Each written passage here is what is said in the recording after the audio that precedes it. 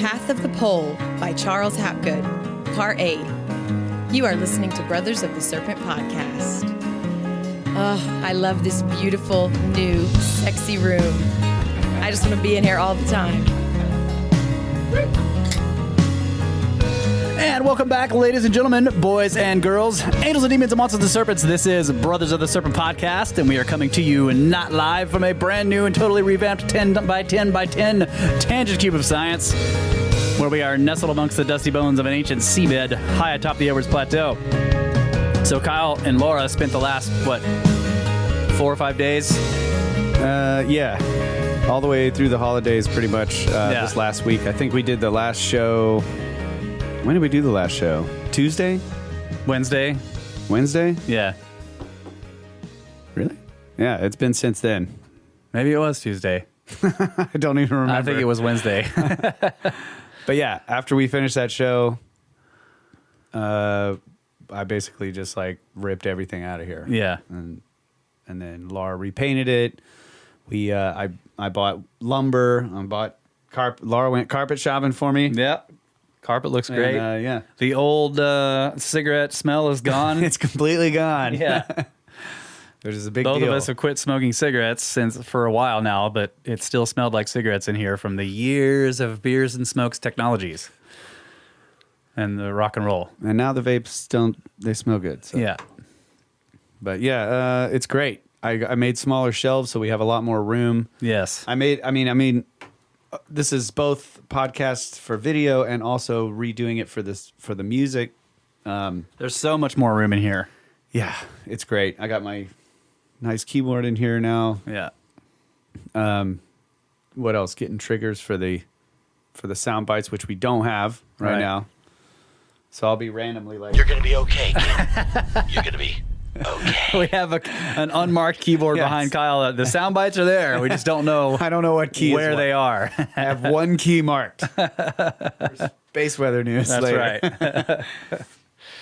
But yeah, it's great. New table and new position. Yeah. So we can have 2 guests, maybe 3 in here at this point. So if it isn't completely clear, those of you watching the video, we're sitting at a table facing each other. Kyle is right there. So right directly across from me. Yeah. I'm pointing at him and you can see my hand appear in the other. Yeah. So there was some question about what was going on in the last video we posted like this, where we were sitting facing each other and people were confused. They thought we were all in a line. No, we're facing. See, this is why we never did video before, because it's like people just get distracted. Yeah. They're like, what is that on your t-shirt? Yeah. Yeah, exactly. So anyway, we're back into Hapgood's Path of the Pole. So this is interesting. I mentioned at the end of the last of what was it, part 24? What was it? What was the last part? 7? I don't know.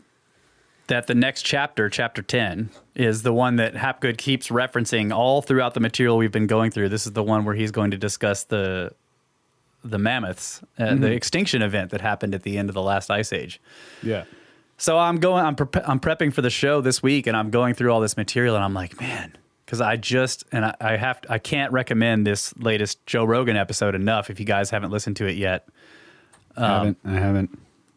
Yeah, let me get the guy's name. I should have had this. Boneyard, right? Yes, the Boneyard. In the Alaskan tundra or something like that? He's been washing massive amounts of bones out of the...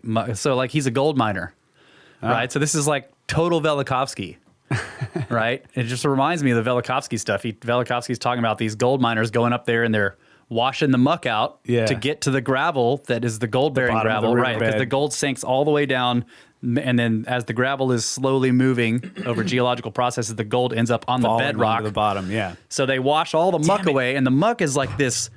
It's this incredibly fine sediment. It's very fine powder mixed with water, right? Like it's got water in it, but when they describe it as a frozen tundra, it's got all these animal bones and bits and trees, and then huge lenses of ice, and all of this stuff mixed together with a bunch of gravel at the bottom, and then it's just frozen solid. It's rock hard, oh right? My God.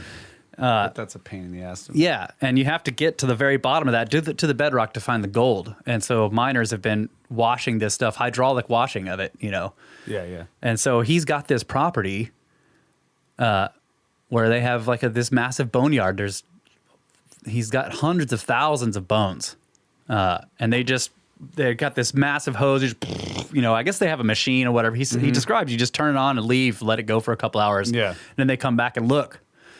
That's so cool, And I've dude. seen some of the pictures. There's a huge skull sticking out of this wall of gray silt that's frozen, with teeth sticking out of it and stuff. He's like finding so many species that are not supposed to have lived up there. Anyway, I can't recommend this episode of Joe Rogan enough to you guys. Yeah, so they were just, all this stuff was just laid down in one massive flooding event or something like that. Yes, in some cases, there's lots of soft tissue still there. Now, the most of this, he's not finding... it was not frozen, then it flooded, and then suddenly everything was frozen. Right. He's not finding whole animals. They're all disarticulated, like completely ripped apart. They're finding fragments. But the crazy thing is Blender that stuff. Ivory is gets very easily and quickly destroyed if it's just laying on the surface. Mm-hmm. So it has to be preserved, and we're going to go through this. Hopefully we'll get to this today in the book, but Hapgood is talking about how at least 25% of the ivory that's pulled out of the permafrost is pristine to the point where carvers can use it. Yeah. I need some keys for this new keyboard. Anybody working on excavating ivory? So yeah, his name is John Reeves. It's episode 1918 from the Joe Rogan Experience. I've listened to it twice. It's amazing. And of course there's hints of, conspiracy. Maybe you wouldn't call it conspiracy, but bones, massive amounts of bones got shipped to various universities or and vanished. museums and just went into crates. Some of them were dumped in the East River. Oh my God. So you guys got to listen to the show. It's great. So I just found it interesting that episode comes out and then I'm prepping for our show and we're getting into chapter 10 in Path of the Pole and it's talking about the same stuff.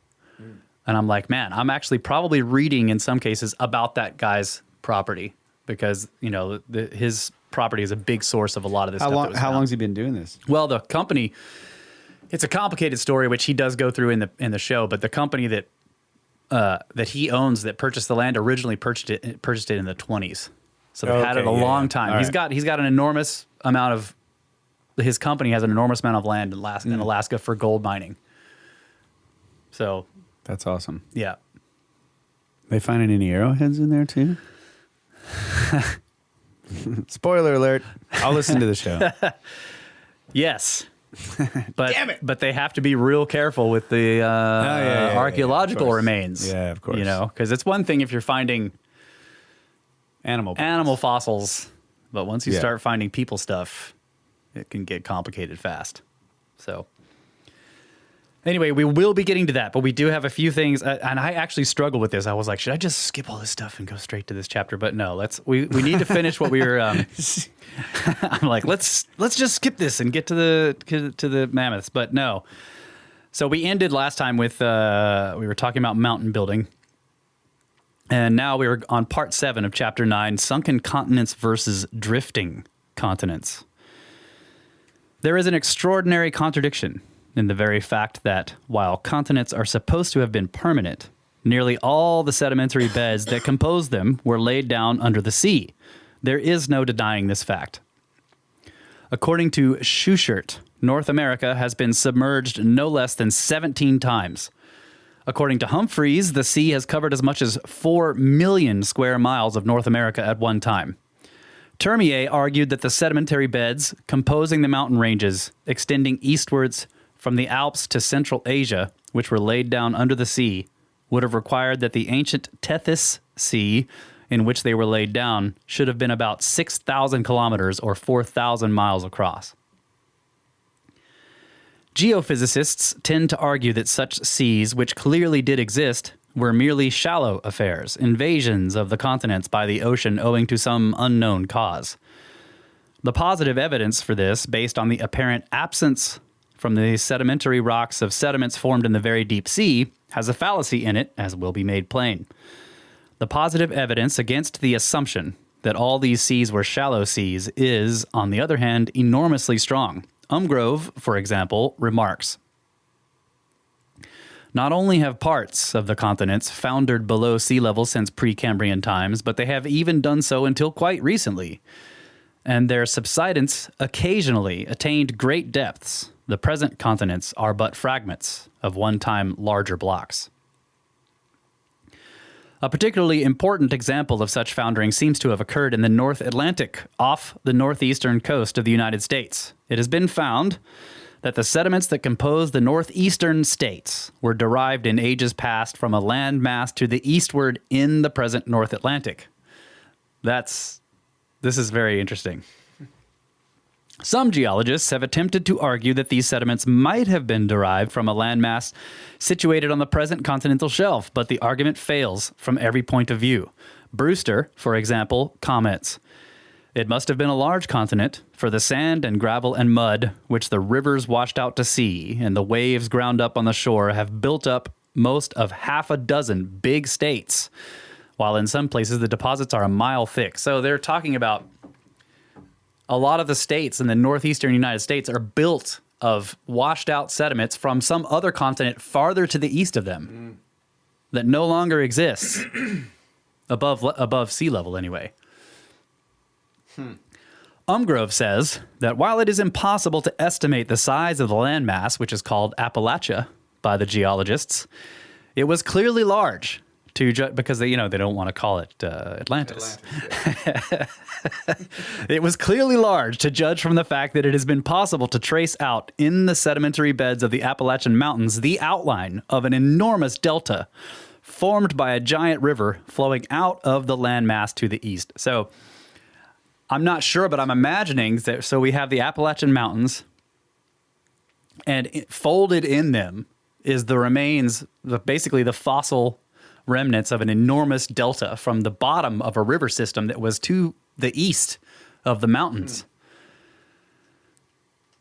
And that's just fascinating to me. So the mountains have since uplifted and carried this delta material with them, but they used to be flatlands, lowlands, where the river was flowing out into a flat plain from an enormous watershed system far to the east of the current continental shelf. That's wild. Now, the continental shelf of North America ends abruptly a very short distance from the coast. It is an extremely narrow strip between the coast and the so-called continental slope, where the rock formations dip down suddenly and steeply into the deep sea. Its average width is only 42 miles, and its maximum width does not exceed 100 miles. If the sediments had been derived from a landmass on this continental shelf, this very narrow landmass would have had to carry huge and repeatedly uplifted mountain ranges. Furthermore, since drainage would naturally have carried sediments down both slopes of these mountain ranges, a large proportion of the material would have been carried eastward and deposited in what is now the deep ocean, but there is no evidence of this. The suggestion that the enormous volume of sediments forming the northeastern states of the United States came from the continental shelf must be considered improbable. On the other hand, it is plain that the former continent in the North Atlantic could not have been eroded away by rivers any farther down than approximately sea level. Erosion did not dispose of the continent nor create the deep sea basin. After erosion had finished its work, the continent itself sank to a great depth. Umgrove has cited recent oceanographic research by Professor Ewing of Columbia, showing that this ancient landmass of Appalachia now lies subsided about 2 miles below the continental shelf. What was the depth, do you remember, of the seamounts out there? Some of them are 6 miles or so? 3 miles. Yeah, Yeah, the flat top of the seamounts are, in some cases, 3 miles below the surface. Near the Azores? Yeah, there's some discussion of that later about, and I think I skipped a bunch of it because there's too many numbers, but we can discuss it in concept anyway. Where was I? Sorry. Okay, here we go. So this extraordinary case is by no means unique, for Umgrove has pointed out that the sediments composing much of Spitsbergen and Scotland come from the ocean west of them, while those composing the west coast of Africa come from a former landmass in the present South Atlantic. Most interesting of all, he indicates that the deepest of the world's deep sea troughs, east of the Philippines, which is about 7 miles deep, gives evidence that it was once part of a very large continent. The origin of the sediments on either side of the Atlantic has a very important bearing on the theory of continental drift.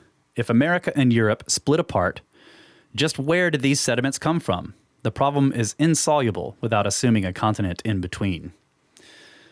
According to Umgrove, there is ample evidence of repeated upward and downward oscillations of the floor of the entire Pacific. In a kind of rhythm, this great ocean has become alternately shallower and deeper. In the absence of any explanation of this phenomenon, Umgrove becomes geopoetic. There seems to him to be something almost mystical in this slow pulsation of the living planet. He finds that the unexplained upward and downward movements are not limited to sea areas. Quote, "It should be noted that blocks that were first submerged, then elevated, and then once more submerged and elevated are also met with on the continents. The suboceanic features and the similar continental characteristics cannot be explained at present, for our knowledge of Precambrian history and terrestrial dynamics is not yet extensive enough." Unquote. Comparatively radical vertical changes in the positions of land masses are evidenced by a considerable number of ancient beaches. Some of them, however, are not very old, which are now found at great elevations above sea level and sometimes far inland from the present coasts. Thus, the geologist P. Negris claims to have found evidences of beaches on 3 mountains of Greece: Mount Hymettus, Mount Parnassus, and Mount Gerania, at respectively 1,400 feet, 1,500 feet, and 1,700 feet above sea level. He found a beach on Mount Delos at 500 feet above sea level. William H. Hobbs cited a particularly interesting case of a beach a recent date, now 1,500 feet above sea level in California. Do we have anything like that here? Is there a beach associated with this shallow inland sea we were supposed to have here in the Cambrian? Or not the Cambrian, officially, I don't know. Okay. I think we've found some. Yeah, that's true. We have, these, it's all lithified, but it's like, it looks like sand. Yeah. The rocks is just made up of sand that's been concreted together. That's right. And it's full of little broken shells and stuff. Yeah. Shallow marine shell, but an actual beach, right? This is what they're talking about as a beach. The thing we don't see, which you would see at a beach, is dunes, right? Like when we go to Utah, there's all those wind-blown dunes. Sand dunes. You should, I would imagine if you're on a beach, you might see dunes. Yeah, I guess there could be a forest right up to it, so maybe not. Right? Yeah. Like some of the places we went in, if it's a very flat lowland area, that you may not have dunes at all. Yeah. Some of the parts of, for example, where we were in Florida, there'd be huge dunes, and other places it's just flat. Yeah. The trees came right up to the water. But I think how you would deep find is that sand? Because those sand, you would have sandstone basically. Mm-hmm. We don't have sandstone here. Yeah, they call it beach rock. It's true. It's noticeable beach rock. Maybe we do. I don't know. Yeah, because there's just so much obviously shallow marine stuff here that you think that there would be beaches somewhere. The whole Edwards Plateau, though, is so heavily eroded. Yeah. That the sandstone layers are probably just gone. Completely gone. Yeah. Yeah. Maybe they're under all the sand down there and down south off the plateau. Yeah. Because that's very sandy area down there. Yeah. Okay. Upon the coast of Southern California may be found all the features of wave-cut shores, now in perfect preservation, and in some cases as much as 1,500 feet above the level of the sea. These features are monuments to the grandest of earthquake disturbances which in recent times have visited the region. That was a quote from Hobbs. It would be possible to multiply endlessly the evidence of the raised beaches which are found in every part of the world. Many of them may imply changes in the elevations of the sea bottom, such as are suggested by Umgrove. One of the most remarkable features of the Earth's surface is the Great Rift Valley of Africa. The late Dr. Hans Kloos pointed out that the high escarpment along one side of this valley was once quite evidently at the very edge of the African continent. Not just the beginning of the continental shelf, but the very edge of the continental mass. In some vast movement, that side of the continent was tremendously uplifted, and the sea bottom was uplifted with it as much as a mile, and became dry land. This is so interesting a matter, and of such special importance for our theory, that I quote Kloos at length. There are two rims to the African continent. Twice the fundamental problem arises. Why do the continents of the Earth end so abruptly and plunge so steeply into the deep sea? Even more astounding, what is the meaning of the high, raised, and thickened mountain margins that most continents have?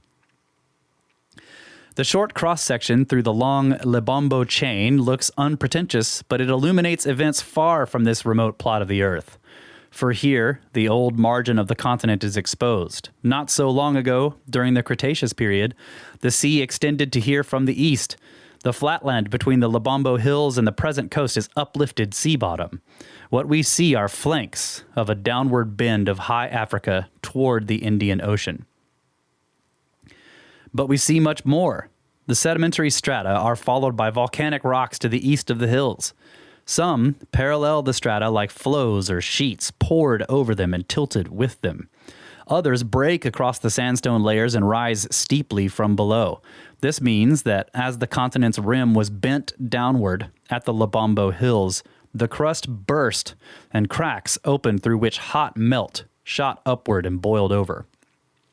So the eastern margin of Africa, at the turn of the Paleozoic period, was a giant hinge on which the crust bent down to be covered by the ocean. What we see here is merely a cross-section. One can go further north or south and even to the other side of the continent and discover that great stretches of this unique land have suffered the same fate. The oceans sank adjacent to the continents and the continent rose out of the ocean. Kloos makes it clear that in one geological period, the continent was bent down so that part of it became sea bottom, not merely continental shelf, and that at a later period it was uplifted some 6,000 feet. The sea bottom became land and the continental margin was shoved far to the east. When we contemplate gigantic movements of this sort, it seems reasonable to take the geophysical objections to changes in the positions of the continents with a grain of salt. If a large part of a continent can be shown not to have been permanent, it is unnecessary to concede the permanence of any of it. On the other hand, such changes need to be explained, and they need to be reconciled with basic principles of physics. The fact that theories of continent formation and history hitherto proposed have failed to solve this problem recently reduced L. Sprague de Camp to the following confession of ignorance. Since somebody can bring good, solid objections on one ground or another against all these hypotheses, however, we had better agree that nobody knows why continents or parts of continents sink and let it go at that. No doubt a sound explanation, perhaps combining features of the older theories, will be forthcoming someday. He got himself a certificate of ignorance there. Look at this map I just found. Oh, look at that, yeah. I So guess you'll is have he- to send it to me so I can put it in post right here. Is he talking about this part of Africa right The here? African Rift, yeah. It looks like it's cracked and Yeah, like and that- bending and the- down. Yep. That's awesome. Yep, somebody broke that thing. It's busted. Okay, so it may be useful to consider, in juxtaposition, the African Rift with the question of the North Atlantic landmass already discussed. In a sense, the two are complementary. In one case, a continent apparently subsided. In the other, it first subsided and then was raised up.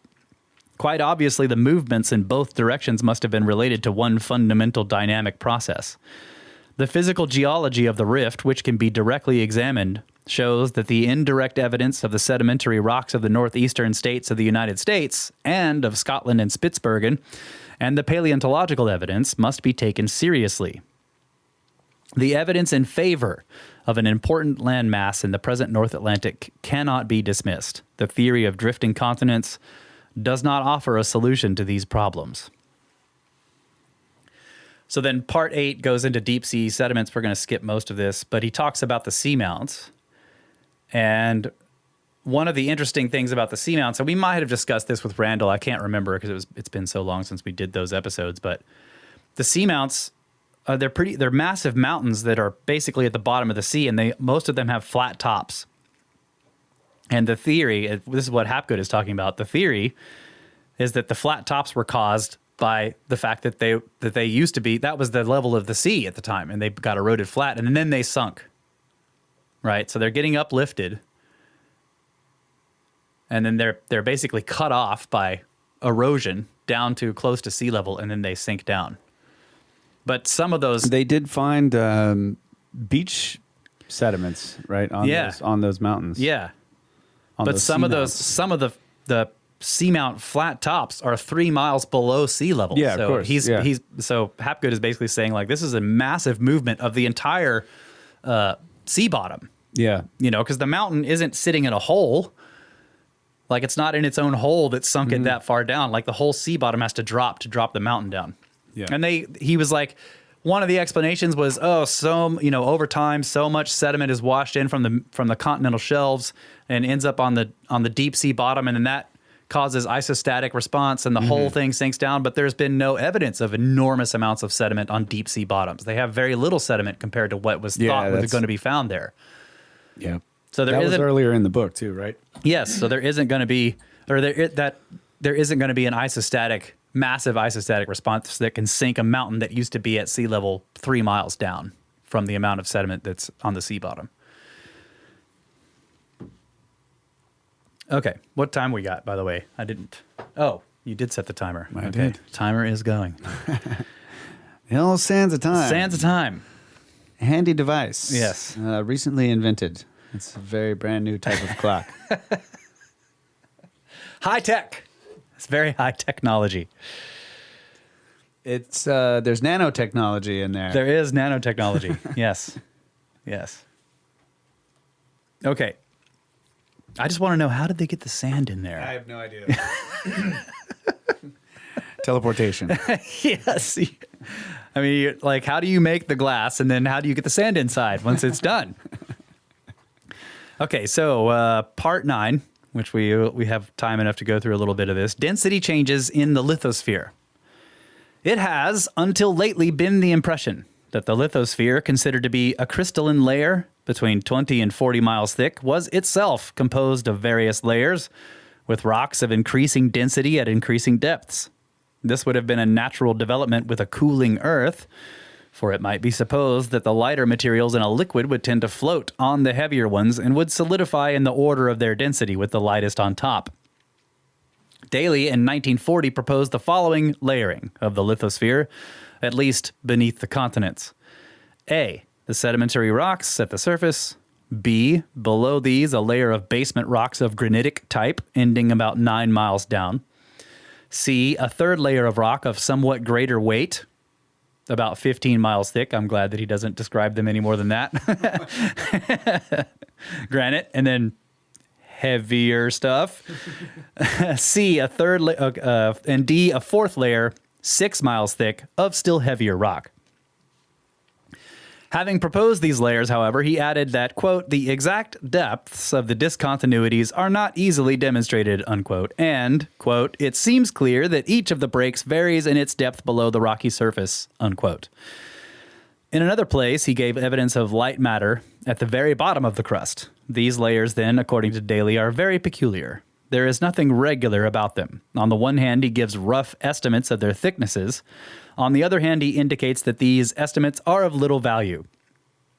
They are, in fact, mere rough averages. They indicate a trend toward increasing density with depth, together with enormous confusion in the distribution of materials.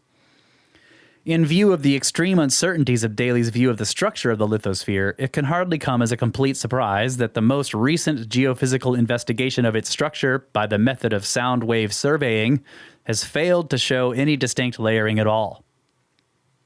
The geophysicists Tatel and Tuve have reported that the results of the most recent studies using the most recent techniques indicate that rocks of greater or less density are intermixed in utter confusion, and that the essential structure of the lithosphere is really that of a rubble on a large scale. So I think he doesn't really make this clear, but I think his point there, and it's a good point, is that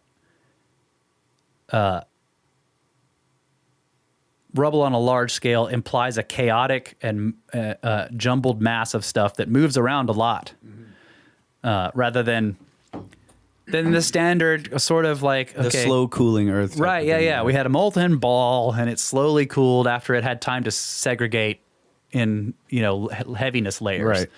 And then that is basically like, it's had some shifting, but not too much, and all the shifting has been really slow, so nothing gets jumbled. No, there's no order to it, which looks much more chaotic and dynamic. Yeah. I was just thinking that isostasy could be a cause of like lighter materials being deeper. So if you have, say, the crust is pushing together and then it rises, it's like basically being forced upward because it's pushing together, right? And you get this like rising effect. Yeah. That if that relieved, I don't know if that's how it works, but I'm just saying, if that relieved pressure off of deeper, like molten stuff that was like close to the threshold of solidifying. Oh, yeah. Then it actually expands, right? Because maybe some dissolved gases are coming out. That expansion has a cooling effect. Mm-hmm.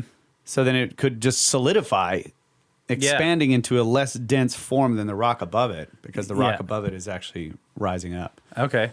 Yeah. But I don't know. What causes it to rise up?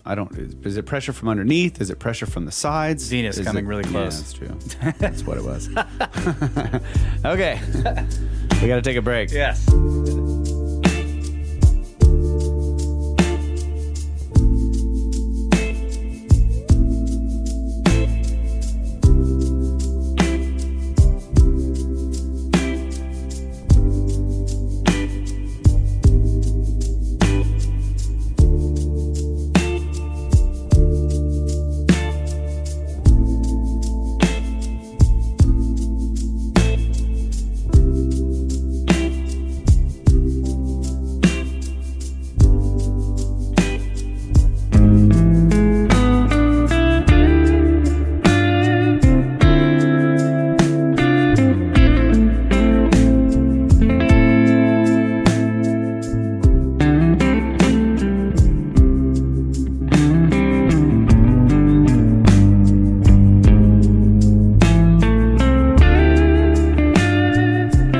Ladies and gentlemen, in the new revamped 10 by 10 by 10 Tangent Cube with the new music. Oh, yes, new music.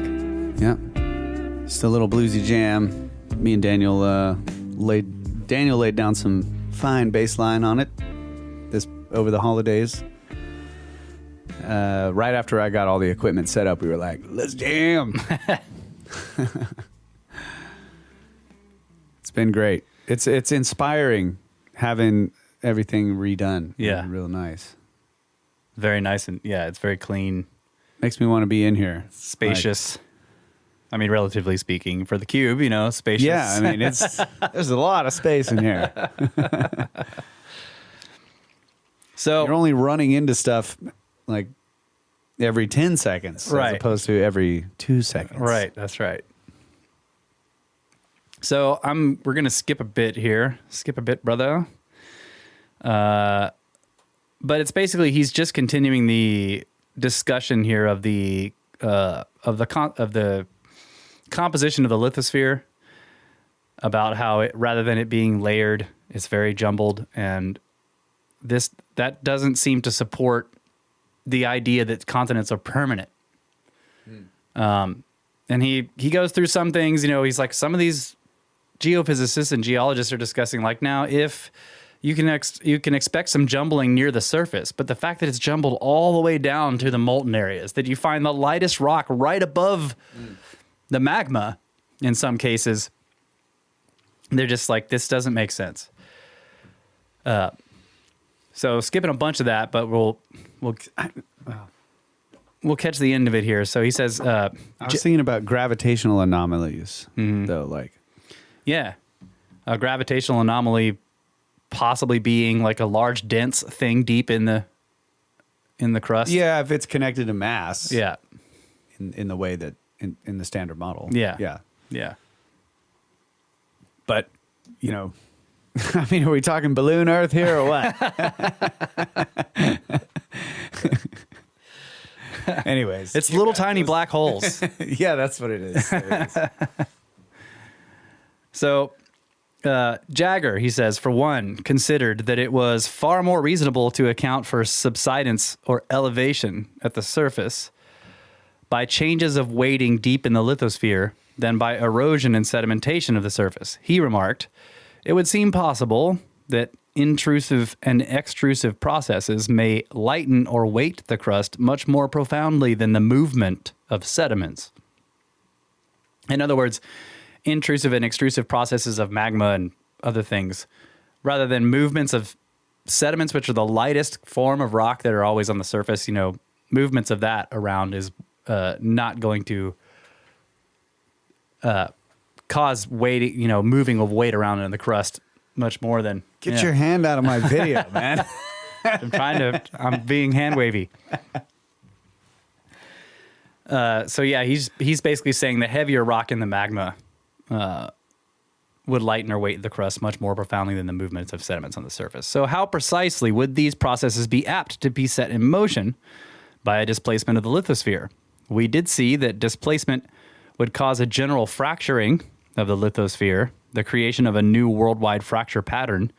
In areas moved towards the equator, the extension of the surface area would involve some pulling apart of the lithosphere, the separation of the fragments, their subsidence into semi-liquid melt below, and the rise of the magma into the fractures, with, at some points, no doubt, massive eruptions on the surface. Differential movements of blocks of the lithosphere would occur as each sought its gravitational equilibrium, some rising and others subsiding. In areas moved poleward, compression would be the rule, with some folding of the lithosphere with block faulting, accompanied by tilting of larger or smaller blocks. In these areas, the strata of lighter rock would grow thicker from being folded upon themselves. In equatorward moving areas, on the other hand, they would tend to grow thinner because much of the lighter rock might be engulfed in the rising heavy magma. However, the destruction or creation of continents requires more massive changes. These might be of two sorts, though both of them must, in the nature of things, remain speculative for the present. One of these would be the massive intrusion of immense quantities of heavy magma into the lithosphere, resulting sometimes in plateau basalts, like the Columbia Plateau. You got this massive area of an enormous amount of basalt, which must have flowed from the, there's no pocket source for that in the lithosphere. It must have come from all the way down, because it's just too much material to be contained, in a pocket in the actual crust. Yeah, that's crazy. I wonder, Also, the Deccan traps would be a similar thing, I think. Yeah. Like what forced it up? I mean, you think of something pushing down on the surface could force that just to flow up around it or something like that. Sort of a subsidence. Well, I think because of the pressure that if somehow just it cracked all the way if a crack all the way down, yeah, because then it's going to expand. It's just going to just come flowing out of there and just so as you're breaking across. the seal. Yeah, that's right. You're breaking the seal. Okay. And that's kind of what he's just opening the shook up soda can. Yeah, that's what he's talking about. This results in plateau basalts, like when you got a whole crustal shift and it moves. The stuff going towards the equator, it's going to split open, and then just all this material flows outward. So, yeah, so that makes me wonder, like, when the basalt comes out, and say you get 1,000 feet of basalt, which is definitely like we've seen that easily. Oh yeah, 4,000 feet in some cases. Yeah. So you get 4,000 feet of basalt layers on top of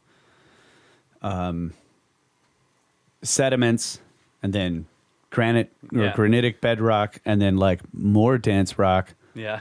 and then later more dense rock. So does that dense rock, does the granite down at the bottom melt when it gets shoved down deeper, or does it stay solid? That's a good question. I mean, I would suppose that if it got pushed all the way down into the magma layer, it would probably Hotter start and to higher melt. pressure, yeah. it would melt, yeah. Yeah, it would start to melt. But maybe it doesn't all melt. Maybe not. It's also yeah. like, it's going to have a cooling effect. Yeah. Right? It's a much cooler material being pushed down into a hotter material. So they're both going to move towards each other. They're going to both change to reach equilibrium. Yeah. So you get some melting, then you'll get some cooling of the magma. Yeah, that's right. So you just, in general, I imagine you just end up with thicker crust there Yeah, could be. for a long time. But there is some process that's causing continuous generation of heat. Like the interior of the Earth is not. If it didn't have something constantly heating it up, it would be solid at this point, I think, Right. is the idea. So and I think we kind of went through some of this with Hapgood. He was like, but the idea that just radiation, because there's radioactive particles in all this material, and they thought for a while that this was just causing heat, and then it's so well insulated that the heat just stays in, but there's not enough that they know of. But there's friction, caused by the moon pulls on the Earth, Right, The yeah, the tides, tidal forces and right? So stuff. everything's kind of sloshing back and forth, and it's a constant amount of friction. And then there's big flows of material, so that's causing friction. So something is keeping the interior of the Earth warm, like hot enough for all that. So you're right. Like a big chunk of granite getting down in the magma would tend to cause a cooling effect around it, but Yeah, there's some source of heat. Yeah, so over time, Over time, it's it's going going to melt all that granite. Yeah, But the crust could be thicker there for a long time. a long time. Yeah, especially if it's a mountain's worth of granite. Yeah, and there are known, like there's whole pieces of like oceanic material that's gone down in. It's carrying a bunch of water in there too, and then that stuff. But of course, I mean, even just like 4,000 feet more is like really not much No, compared to how thick it is already. So no, yeah, it's just a tiny bit. yeah. 40 miles, Yeah, that 4,000 feet. It's not even 1 mile. So what might be the upshot of all these changes during displacement? The result might well be that while the distribution of light and heavy matter near the surface would be unchanged, its distribution between the surface and the bottom of the lithosphere would be materially changed. This, rather than the theory of continental drift, is probably the direction in which we must look for a solution to the problem of continents and ocean basins. I cannot close without reference to a singular confirmation of the line of reasoning adopted in this chapter, which I find in Umgrove's discussion of the work of the geologist J. Barrell, with whom he disagreed. Umgrove is considering the question of the submergence of continents. It is clear from his discussion that Barrell's conception of the process requires a theory of lithosphere displacement. Umgrove states the problem thus. If we are to suppose the submergence of continents, we must either suppose a change in the amount of ocean water, which, if it increased, could flood a continent or several at once, or the submergence of one continent balanced by the elevation of another. He presents the findings of specialists to show that the quantity of water on the Earth's surface has remained about the same from the earliest times, and adds, should one, nevertheless, cling to this theory of submerged continents, the only alternative would be to assume that while vast blocks were being submerged in one area, parts of the ocean floor of almost identical size were being elevated in others. It is not quite clear, however, why such opposed movements should have occurred in areas of almost equal extent. Nor is it clear why these movements should have occurred in such a way that the sea level remained comparatively stable. It is clear that in a displacement, 2/4 of the surface opposite each other must move towards the poles, while the other 2/4 must move toward the equator. Whatever forces tend to produce uplift in the poleward moving areas will be balanced by equal forces producing subsidence in the quarters moving equatorward. And the sea level would be stable, except for very minor fluctuations. Okay, chapter 10, this is what I wanted to get to. The extinction of the mammoths and the mastodons. Hapgood says, when this theory of crustal displacement was first presented to a group of scientists at the American Museum of Natural History on January 27th in 1955, Professor Walter H. Butcher, former president of the Geological Society of America, made an interesting observation. I had presented evidence to support the contention that North America had been displaced southward and Antarctica had been moved farther into the Antarctic Circle by movement of the crust at the end of the Ice Age. Professor Butcher pointed out that if this were so, there must have been an equal movement of the crust northward on the opposite side of the Earth. He asked me whether there was evidence of this, and I said that I thought there was, and I am presenting the evidence here. Part 1. The extinction of the mammoths.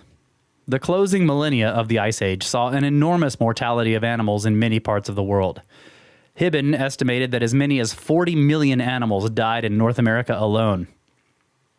Many species of animals became extinct, including mammoths, mastodons, giant beavers, saber-toothed cats, giant sloths, and woolly rhinoceroses. Camels and horses apparently became extinct in North America then or shortly afterward, although one authority believes a variety of Pleistocene horse has survived in Haiti. The paleontologist Scott is enormously puzzled both by the Great Climatic Revolution and by its effects. The extraordinary and inexplicable climatic revolution had a profound effect upon animal life and occasioned, or at least accompanied, the great extinctions, which, at the end of the Pleistocene, decimated the mammals over 3/5 of the Earth's land surface. No one has been able to explain these widespread extinctions. I shall attempt to explain them as consequences of the last displacement of the crust, but since the extinctions took place in both North America and in Asia, that is, both in the area presumably moved southward and in the area presumably moved northward, I shall concentrate first on Asia. There we shall find no difficulty in producing evidence to show that the climate of eastern Siberia grew colder as North America grew warmer, just as the theory requires. Among all the animals that became extinct in Asia, the mammoth has been the most studied. This is because of its size, because of the great range of its distribution, all the way from the New Siberian Islands in the Arctic Ocean across Siberia and Europe to North America, because pictures of it drawn by primitive man have been found in the caves of southern France and Spain, but most of all, perhaps, because some well-preserved bodies of mammoths have been found frozen in the mud of Siberia and Alaska. Ivory from these frozen remains has provided a supply for the ivory trade of China and Central Europe since ancient times. A study of the reports on the frozen mammoths reveals some very remarkable facts. In the first place, they increase in numbers the farther north one goes, and are most numerous in the New Siberian Islands, which lie between the Arctic coast of Siberia and the pole. Secondly, they are accompanied by many other kinds of animals. Thirdly, although ivory is easily ruined by exposure to the weather, uncounted thousands of pairs of tusks have been preserved in good enough conditions for the ivory trade. A fourth point is that the bodies of many mammoths and a few other animals have been preserved so perfectly in the frozen ground as to be edible today. Finally, astonishing as it may seem, it is not true that the mammoth was adapted to a cold climate. I shall first take up this question of the mammoth's alleged adaptation to cold. So yeah, this thing about the ivory is fascinating. He does get into it more later, but he talks about how it doesn't take much for a little bit of exposure to basically ruin it. It somehow dries the stuff out and it cracks, and then after that, it's no longer good for carving. So, part 2, the mammoth's adaptation to cold. Oh, what is Kyle? Kyle's looking up. How long does ivory last in the elements? Is that a good search query? Maybe, yeah.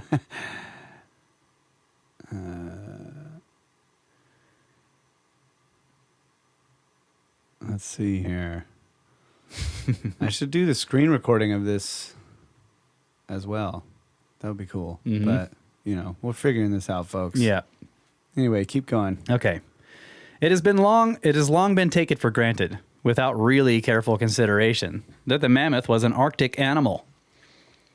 I just want to, before I dive into this part two, I do want to say that as I was reading through this, I kept thinking that, because he was saying, where is it here? He's basically saying, oh yeah, here it is. They are most numerous in the New Siberian Islands, which lie between the Arctic coast of Siberia and the pole. I kind of think that may be a function of preservation. It's possible. Like, a lot of these animals may have died in just as many numbers farther south, but they just weren't frozen solid forever, right? Yes, we find this huge concentration of them up in places where there's been basically permanent frozen tundra since the event took place. Yeah. We talk about how fossilization requires very specific circumstances. This is like an amazing. It just dawned on me while I was reading about this again, and after, of course, listening to that Joe Rogan interview, like how amazing this is. This is there are places where we find massive amounts of dinosaur era skeletons as well. Like in Wyoming, there's what is it called? I can't remember. There's a place there, another boneyard, but it's millions of years old, and it's full of dinosaur fossils. But there's almost no tissue. There's no tissue there. These are lithified, but this stuff, these things have been frozen for, in some cases, 30,000 years, maybe, according to the dating. So they're not even younger Dryas period, but they've been frozen a long time, and to the point where in some cases you can still eat the meat. That animals will still eat it. Wolves still eat if it gets exposed, wolves will, and other scavengers will eat the meat that's exposed on these animals. Right. That's an amazing kind of preservation there. But it's just from freezing, pretty much. I mean, obviously, it's not just freezing. It has to be buried in that muck, right? As well, to prevent. Yeah, you oxidation. have to kill them very quickly, all at once.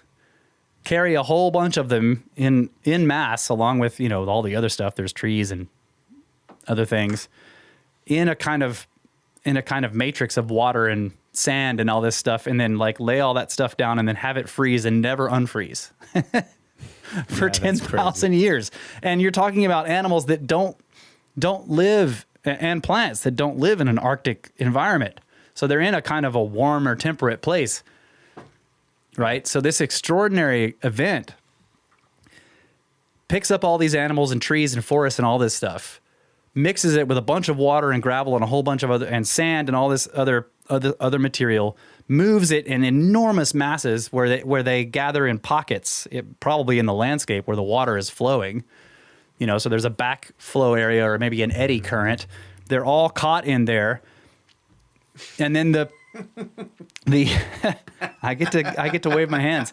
They get caught in a certain area in the landscape, and then the temperature of the area, which was at the time not cold, because you have certain kinds of trees and flowering plants that don't exist in the Arctic Circle, and then the whole thing has to basically turn into a permanent frozen landscape forever. Yeah. For at least until the present day, which is in some cases 20 or 30 or 40,000 years since this took place.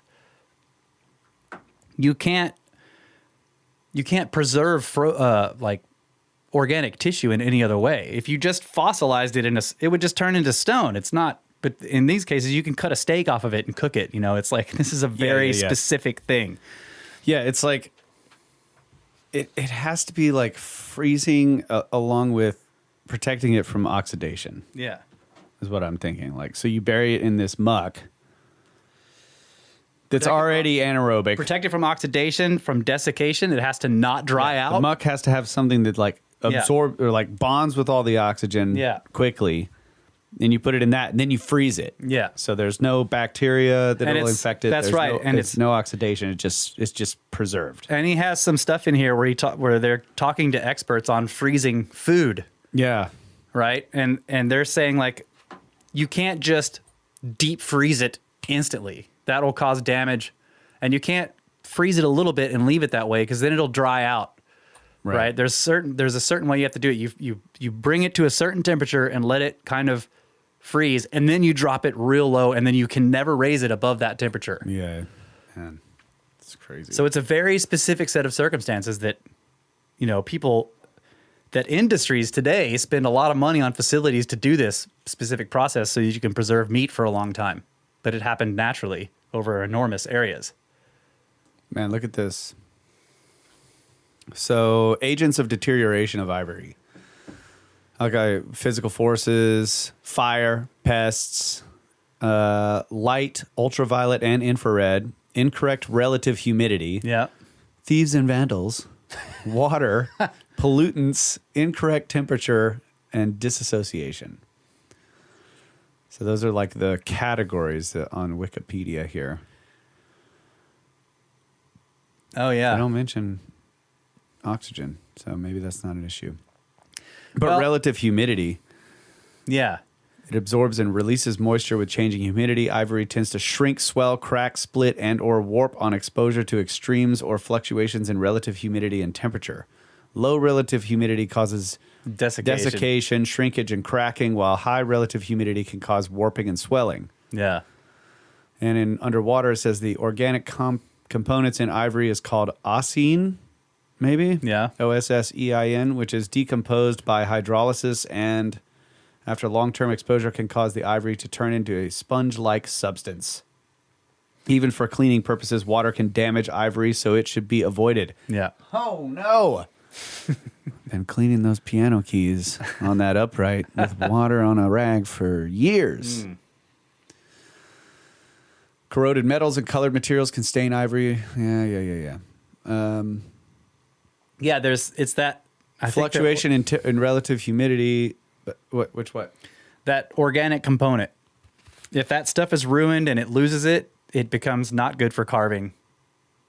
Right? This is what they were talking about. For the okay. ivory trade, it's very Hydrolysis. specifically, yeah. So Turns into a sponge-like they get substance. they get flooded in water, but then it's frozen. Right? So it's a very specific circumstance. It actually preserves, even though they're stuck in wet material, it's preserving that organic component in the ivory. That's wild. Yeah. I'll take this.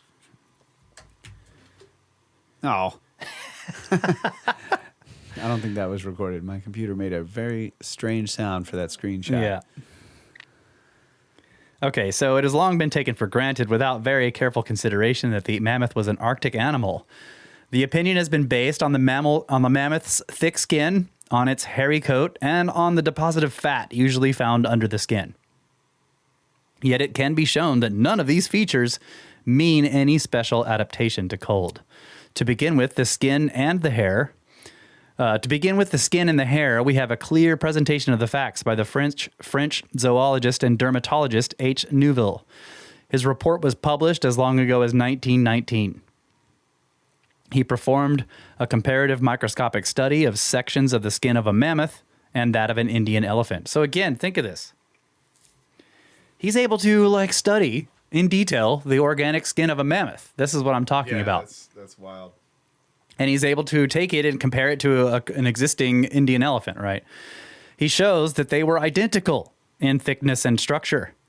They were not merely similar, they are exactly the same. Then he showed that the lack of oil glands in the skin of both animals made their hair less resistant to cold and damp than the hair of the average mammal. In other words, the hair and fur of the mammoth show a negative adaptation to cold. So it's like some kind of... Yeah, most mammals they secrete oil. They've got glands that keeps their hair or fur or whatever slightly oily, and that is an adaptation to cold and against dampness. Mammoths and elephants don't have this. Now, the modern elephants, they're all very warm tropical creatures, right? But the mammoth is supposed to be, it's commonly thought of, it's big and fuzzy. He lives in the Arctic. He's got a warm coat, but no, this is not the case. I wonder if the coat has actually a cooling effect. Is that what he's saying? Yes, I think it turns out that the common ordinary sheep is better adapted to Arctic conditions. And he quotes the guy, "We have two animals very nearly related zoologically, the mammoth and the elephant, one of which lived in severe climates while the other is now confined to certain parts of the torrid zone. The mammoth, it is said, was protected from the cold by its fur and by the thickness of its dermis. But the dermis, as I have said, and as the illustrations prove, is identical in these two instances.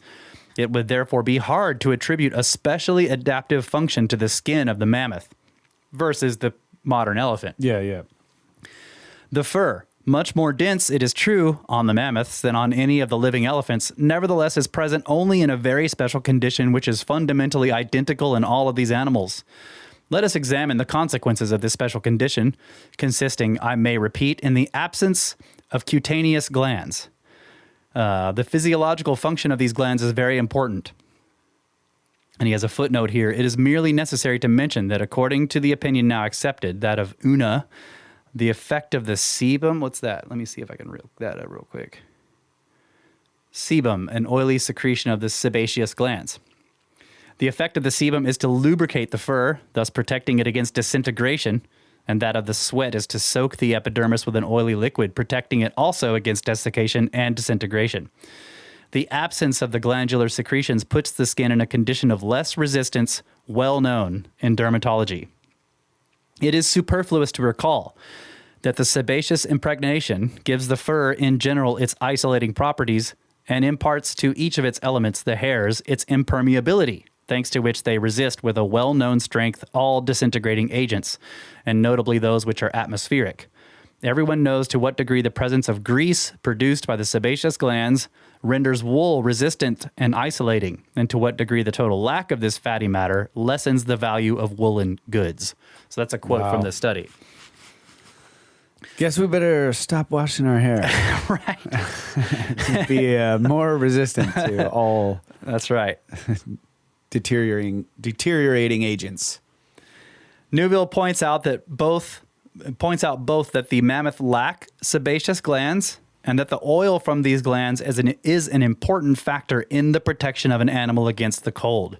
It is probable that protection from damp is more important than protection from low temperature. Oil in the hair must certainly impede the penetration of damp. The hair of the mammoth, deprived of oil, would seem to offer poor protection against the dampness of an Arctic blizzard. Sanderson has pointed out that thick fur by itself means nothing. Many animals of the equatorial jungles, such as tigers, have thick fur. Fur by itself is not a feature of adaptation to cold, and fur without oil, as Neuville points out so lucidly, is a feature of adaptation to warmth, not cold. Wow. That's cool. The greasers were onto something, folks. So yeah, I guess the point here is that in this case, I think this is what this guy might be pointing out, is that in this case, the mammoth has a similar skin to the elephant, and it isn't protected against desiccation by oils and all that stuff. And so if they live in a relatively dry climate, then the fur will protect against that versus protecting against cold and damp. You see what I mean? I don't know if that's what he's saying, but it seems like maybe that's what it is. So the question of the importance of oily secretions from the skin for the effectiveness of resistance of fur or hair to cold and damp is, however, highly involved. Very many inquiries directed to specialists in universities, medical schools, and research institutes over a period of more than 5 years failed to elicit sufficiently clear and definite answers. Until finally, Dr. Thomas S. Aguirre, professor of zoology at Brown University, referred me to the Headquarters Research and Development Command of the United States Army. This agency, in turn, very kindly referred me to the British Wool Industry Research Association. I addressed an inquiry to them regarding the effects of natural oil secretions from the skin on the preservation of wool, and they replied in general confirmation of Neuville. Quote, "Those interested in wool assume that the function of the wool wax is to protect the wool fibers from the weather and to maintain the animal in a dry and warm condition. Arguments in this direction are, of course, mainly speculative. We do know, however, that shorn wool in its natural state can be stored and transported without entanglement of the fibers, while scoured wool becomes so entangled that during subsequent processing, fiber breakage at the card is significantly increased. It seems reasonable, therefore, to assume that the wool wax is responsible not only for conferring protection against the weather, but also for the maintenance of the fleece in an orderly and hence more efficacious state." Wool wax. Wool wax, which is what they're calling the what is it? The sebaceous secretions. Mm-hmm. Yeah. That's cool. We're up on time. Okay. Interesting facts about wool. You heard it here second. We'll be right back. I think it's interesting. Yeah, it is. It is. Useless facts. So interesting. But they teach you about mammoths. Yeah, I know. Come on. I know, it's great. Wouldn't you love to have a mammoth wool coat, bro? Oh my God. Yeah.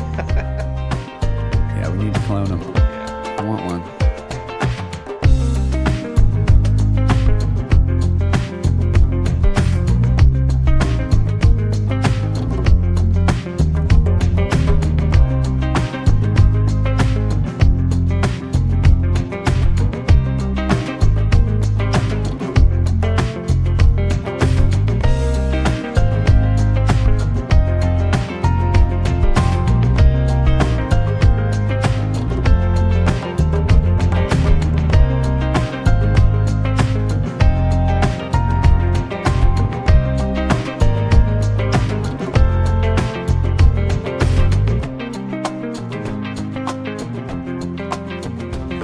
Learning about woolly mammoth wool here on Brothers of the Serpent podcast.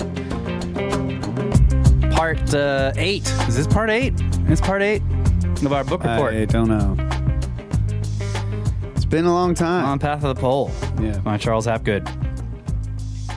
So all of this digression into this tangent about wool and wool wax and skin and elephants and everything is basically he's just trying to show you that there's been this misconception that they're adapted for cold, and the evidence doesn't point in that direction. So he finishes this section by saying, it appears that there has been no scientific study of the precise points at issue here. No one has measured in any scientific way the quantitative effect of oily secretions in keeping heat in or moisture out. Despite this fact, however, we are at least justified on the basis of the facts cited above in rejecting the claims advanced for the hair of the mammoth as an adaptive feature to a very cold climate. Neuville goes on to destroy one or two other arguments in favor of the mammoth's adaptation to cold. Quote, it has been thought that the reduction of the ears, very thick and very small relatively to those of the existing elephants, might be so understood in this sense. Such large and thin ears as those of the elephants would probably be very sensitive to the action of cold. But it has also been suggested that the fattiness and peculiar form of the tail of the mammoth was an adaptive character of the same kind. However, it is to the fat-rumped sheep, animals of the hot regions whose range extends to the center of Africa, that we must go for an analog to the last character. In other words, the closest analog to the tail of the mammoth is a sheep that lives near the equator. Yeah. That's cool. Huh. It is therefore only thanks to entirely superficial comparisons which do not stand a somewhat detailed analysis that it has been possible to regard the mammoth as adapted to the cold. On account of the peculiar character of the pelage, the animal was, on the contrary, at a disadvantage in this respect. What word is that? Let me look that one up. What, pelage? Yeah. The fur. Oh. Pelage. Maybe I said it wrong. The fur, hair, or wool. So there remains the question of the layer of fat, about 3 inches thick, which is found under the skin of the mammoth. This fat is thought to have provided insulation against the bitter cold of the Siberian winter. The best opinion of physiologists is opposed to the view that the storage of fat by animals is a measure of self-protection against cold. The consensus is, on the contrary, that large fat accumulation testifies chiefly to ample food supply obtainable without much effort. In other words, pelage. In other words, when there's lots of food and it's easy to get, you get fat. That's basically what they're saying. So ample food supply obtainable without much effort, as is indeed the case with human beings. Physiologists agree that resistance to cold is mainly a question of the metabolic rate rather than insulation by fat. Since the length of capillaries in a cubic inch of fat is less than the length of capillaries in a cubic inch of muscle, blood circulation would be better in a thin animal. We might ask the question, Which would be more likely to survive through a Siberian winter? A man burdened with 50 or 100 pounds of surplus fat, or a man of normal build who is all solid muscle, assuming that winter conditions would mean a hard struggle to obtain food? Dr. Charles P. Lyman, professor of zoology at Harvard, remarked regarding this question of fat, quote, "It is true that many animals become obese before the winter sets in, but for the most part it seems likely that they have become obese because they have an ample food supply in the fall, rather than that they are stimulated by cold to lay down a supply of fat. Cold will ordinarily increase the metabolic rate of any animal, which means that it burns up more fuel in order to maintain its ordinary weight, to say nothing of adding the weight in the form of fat. The amount of muscular activity in the daily life of either type of elephant is certainly just as important as the stimulus of cold as far as laying down a supply of fat is concerned," unquote. That's interesting. This, Is it possible that they hibernated? yeah, I don't know. I don't think elephants hibernate, Well, yeah. but mammoths are, yeah. But I mean, if they're... It's really interesting how he's saying that the skin, They wouldn't if they weren't living in cold climates. I mean, they're, Right. Yeah. So yeah, that's the other thing is like, if they were adapted to Arctic climates, what the hell were they supposed to be eating during the winter when there's nothing?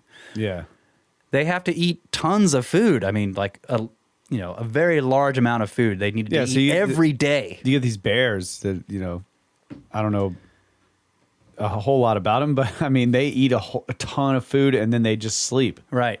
And when they wake up, they're starving and they're thin. famished. Yeah. Yes, right. But they get enormously fat when there's lots of food, and then they go to sleep, and all of that fat goes away. Yeah, and when they wake up, they're very hungry. And yeah, other mammals do hibernate. It's totally possible. But where is a mammoth? Is it just going to lay down in the field? You need to find a large cave. Lots of very large caves. If you have 40 million of them, right? Well, they go to Mammoth Cave. Yeah. So this statement suggests that there is no basis for the assumption that the fat of the mammoths adapted them to an Arctic climate. On the other hand, it is quite true that, so I want to say that it seems like that people have assumed that they were Arctic animals because so many of them have been found there. But Hapgood is basically saying it wasn't the Arctic when they were there. That's his solution. I find this, and we've made multiple comparisons of Hapgood's ideas with the Comet Research Group and the Younger Dryas impact hypothesis. I think that maybe these things they're not mutually exclusive, and it's possible that both things happen. Well, what could be the trigger, to get the crust moving? Yeah, right. An impact. Yes. So, on the other hand, it is quite true that the storage of fat in the fall may help animals to get through the winter when food is scarce. The winter does not, however, have to be an Arctic winter.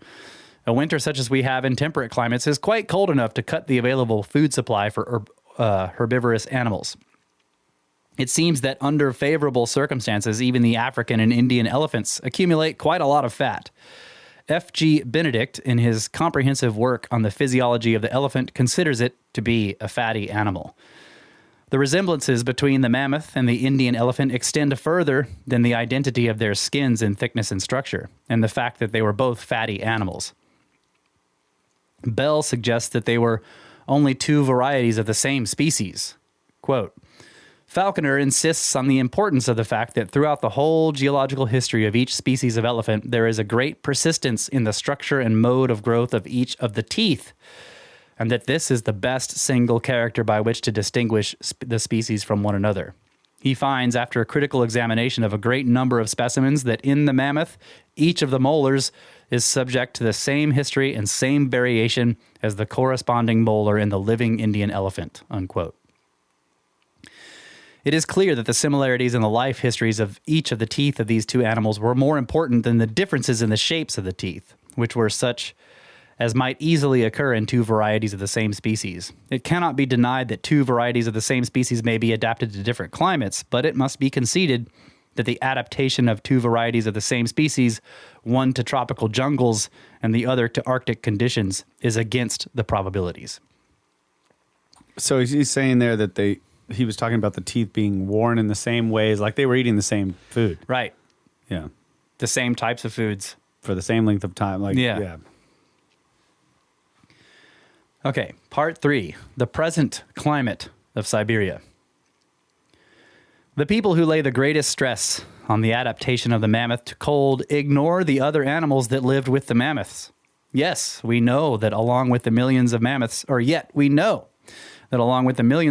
the northern Siberian plains supported vast numbers of rhinoceroses, antelope, horses, bison, and other herbivorous creatures, while a variety of carnivores, including the saber-toothed cat, preyed upon them. What good does it do to argue that the mammoth was adapted to cold when it is impossible to use the argument in the case of several of the other animals? Like the mammoths, these other animals ranged far to the far north, to the extreme north of Siberia, to the shores of the Arctic Ocean, and yet farther north to the Lyakov and New Siberian Islands, only a very short distance from the pole. It has been claimed that all the remains on the islands may have been washed there from the mouths of the Siberian rivers by spring floods. I shall consider this suggestion a little later. So far as the present climate of Siberia itself is concerned, Nordenskjöld made the following observations of monthly averages of daily centigrade temperatures during the year along the Lena River. And there's a list of temperatures here. But he says the average for the whole year was 16.7 or plus 2 degrees Fahrenheit, so 16.7 degrees. It appears that only 3 months out of the year are reasonably free from frost. Even so, there must be frequent frosts in July, notwithstanding the occasional high midday temperatures. High temperatures on some days would bring the monthly mean down, even if night frost continued through July. No doubt it was knowledge of these conditions that caused the great founder of modern geology, Sir Charles Lyell, to remark that it would doubtless be impossible for herds of mammoths and rhinoceroses to subsist throughout the year, even in the southern part of Siberia. If this is the case with Siberia, what are we to think when we contemplate the new Siberian islands? There, the remains of mammoths and other animals are most numerous of all. There, Baron Toll, the Arctic explorer, found remains of a saber-toothed tiger and a fruit tree that had been 90 feet tall when it was standing. The tree was well preserved in the permafrost with its roots and seeds. Toll claimed that green leaves and ripe fruit still clung to its branches. That's what I was going to ask is like, they think that these animals are Arctic animals. Well, where, like, if they're finding the animal bones, where aren't there plants and trees also that they're finding? So Yeah. Like in it this should be case. clear. Yeah, that's what I'm saying. It should be clear. I mean, I'm sorry, I was doing some Googling, but it should be clear that they weren't living in that environment. You mean an Arctic environment, Yeah. like an Arctic climate? Yeah, Yeah. not just from the animal, because it seems like weird that there's even this idea that the mammoth was an Arctic animal when they're finding them with plants that are not Arctic plants. Yeah. Yep. I agree. That's a strange thing. So here are the new Siberian islands.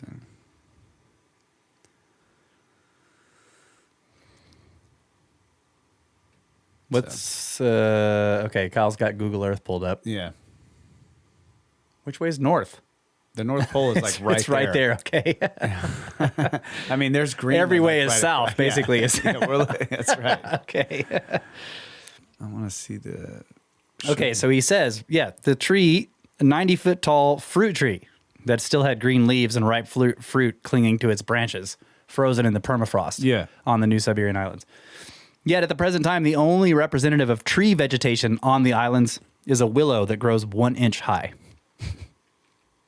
So now let us return to the question of whether all these remains were floated out to the islands on spring floods. Let us begin with a backward view at the history of these islands. Sachs, Belov, and Lapina point to evidence that there were luxuriant forests growing on the New Siberian Islands in Miocene and perhaps Pliocene times. At the beginning of the Pleistocene, the islands were connected with the mainland, and the mammoths ranged over them. In the opinion of these writers, the vast numbers of mammoth remains on great Lyakov Island indicate that they took refuge on the island when the land was sinking. There is no evidence that they were washed across the intervening sea. So you see, like just looking at this map, the idea that they were washed out of a river across 200 miles of ocean and onto those islands is kind of silly. Yeah. The improbabilities in this suggestion of transportation of these hundreds of thousands of animal bodies across the entire width of the Nordenskjöld Sea for a distance of more than 200 miles from the mouth of the Lena River are simply out of all reason. Let us see exactly what is involved. First, we should have to explain why the hundreds of thousands of animals fell into the river. To be sure, they did not fall in all at once. Nevertheless, they must have had the habit of falling into the river in very large numbers, because only one body in a very great many could possibly float across 200 miles of ocean. Of those that floated at all, only a few would be likely to float in precisely the correct direction to reach the islands. Islands, even large ones, are amazingly easy to miss, even in a boat equipped with rudder and charts. The Lena River has 3 mouths, one of which points in a direction away from the islands. The other 2 mouths face the islands across these 200 miles of ocean. Occasionally, a piece of driftwood might float across the intervening sea. Occasionally, perhaps an animal, if for some reason it did not happen to sink, if it were not eaten by fishes, it might be washed up on the shore of one of the islands. It seems probable that only a very powerful current could transport the body of a mammoth across 200 miles of ocean. But let us suppose that somehow the animals are transported across the ocean. What then? The greatest of the New Siberian islands is about 150 miles long and about half as wide. Not one single account of the explorations on these islands has mentioned that the animal remains are found only along the beaches. They are obviously found also in the interior. Are we to suppose that the floods of the Lena River were so immense that they could inundate the New Siberian islands 200 miles at sea? It is safe to say that all the rivers of Europe and Asia put together at full flood would fail to raise the ocean level 200 miles off the coast by more than a few inches. But again, let us suppose that the remains were merely washed to the present coasts and not into the interior. How then were they preserved? How were hundreds of thousands of mammoths placed above high water mark?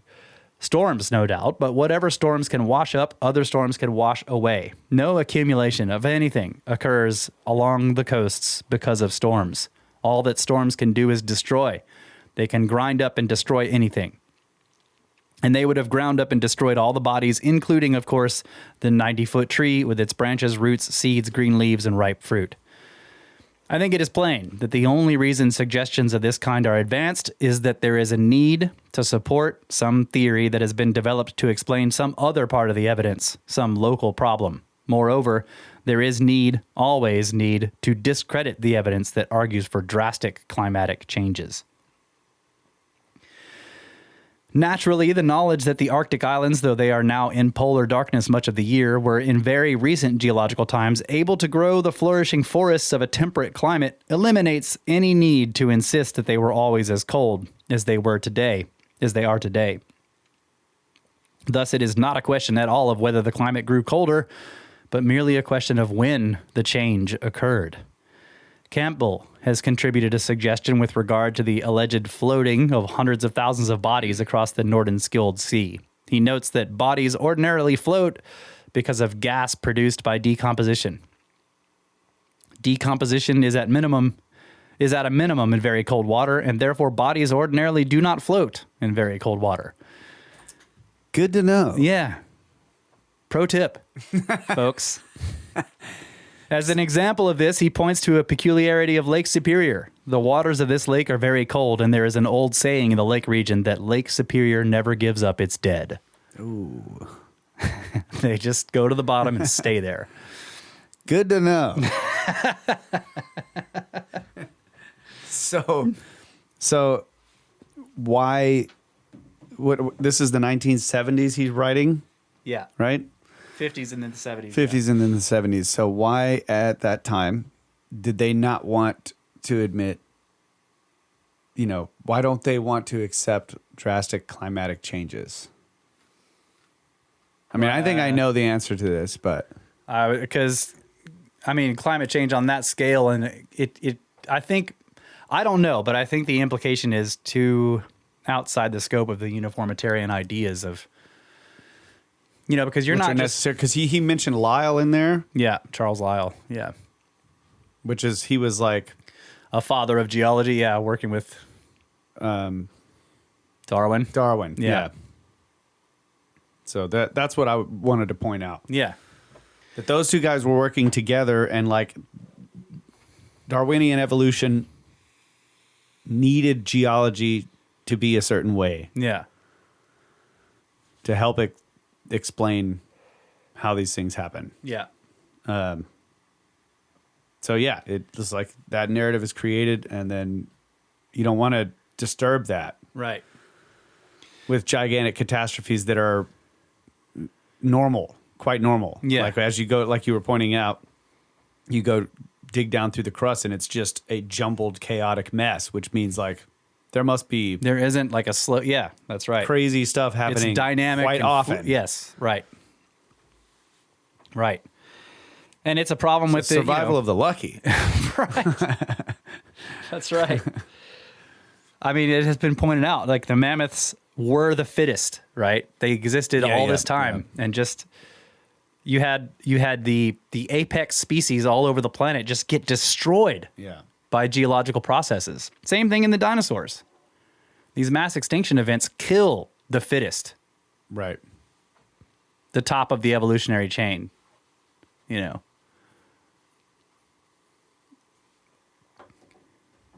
But, the other argument that can be made is that makes way for new kinds of species to fill those same ecological niches. Yeah, that's what it seems like to me, is that the process of evolution would naturally reach this sort of Like a plateau. plateau Yeah. where everything is adapted And stable. enough and stable and like has enough food, and all the way down the chain everybody's like doing okay. Yeah. So you might have minor changes and stuff, but then if you have this catastrophe, this possibly you could have rapid change because there's these huge voids now. Massive gaps in Where- it. Yeah. And then pressures as well for Right. species to change their behavior, to Right. do different things. Plus all the hybridization, Yeah, of course, right? Yeah. Dang. Can't find another mammoth. Right.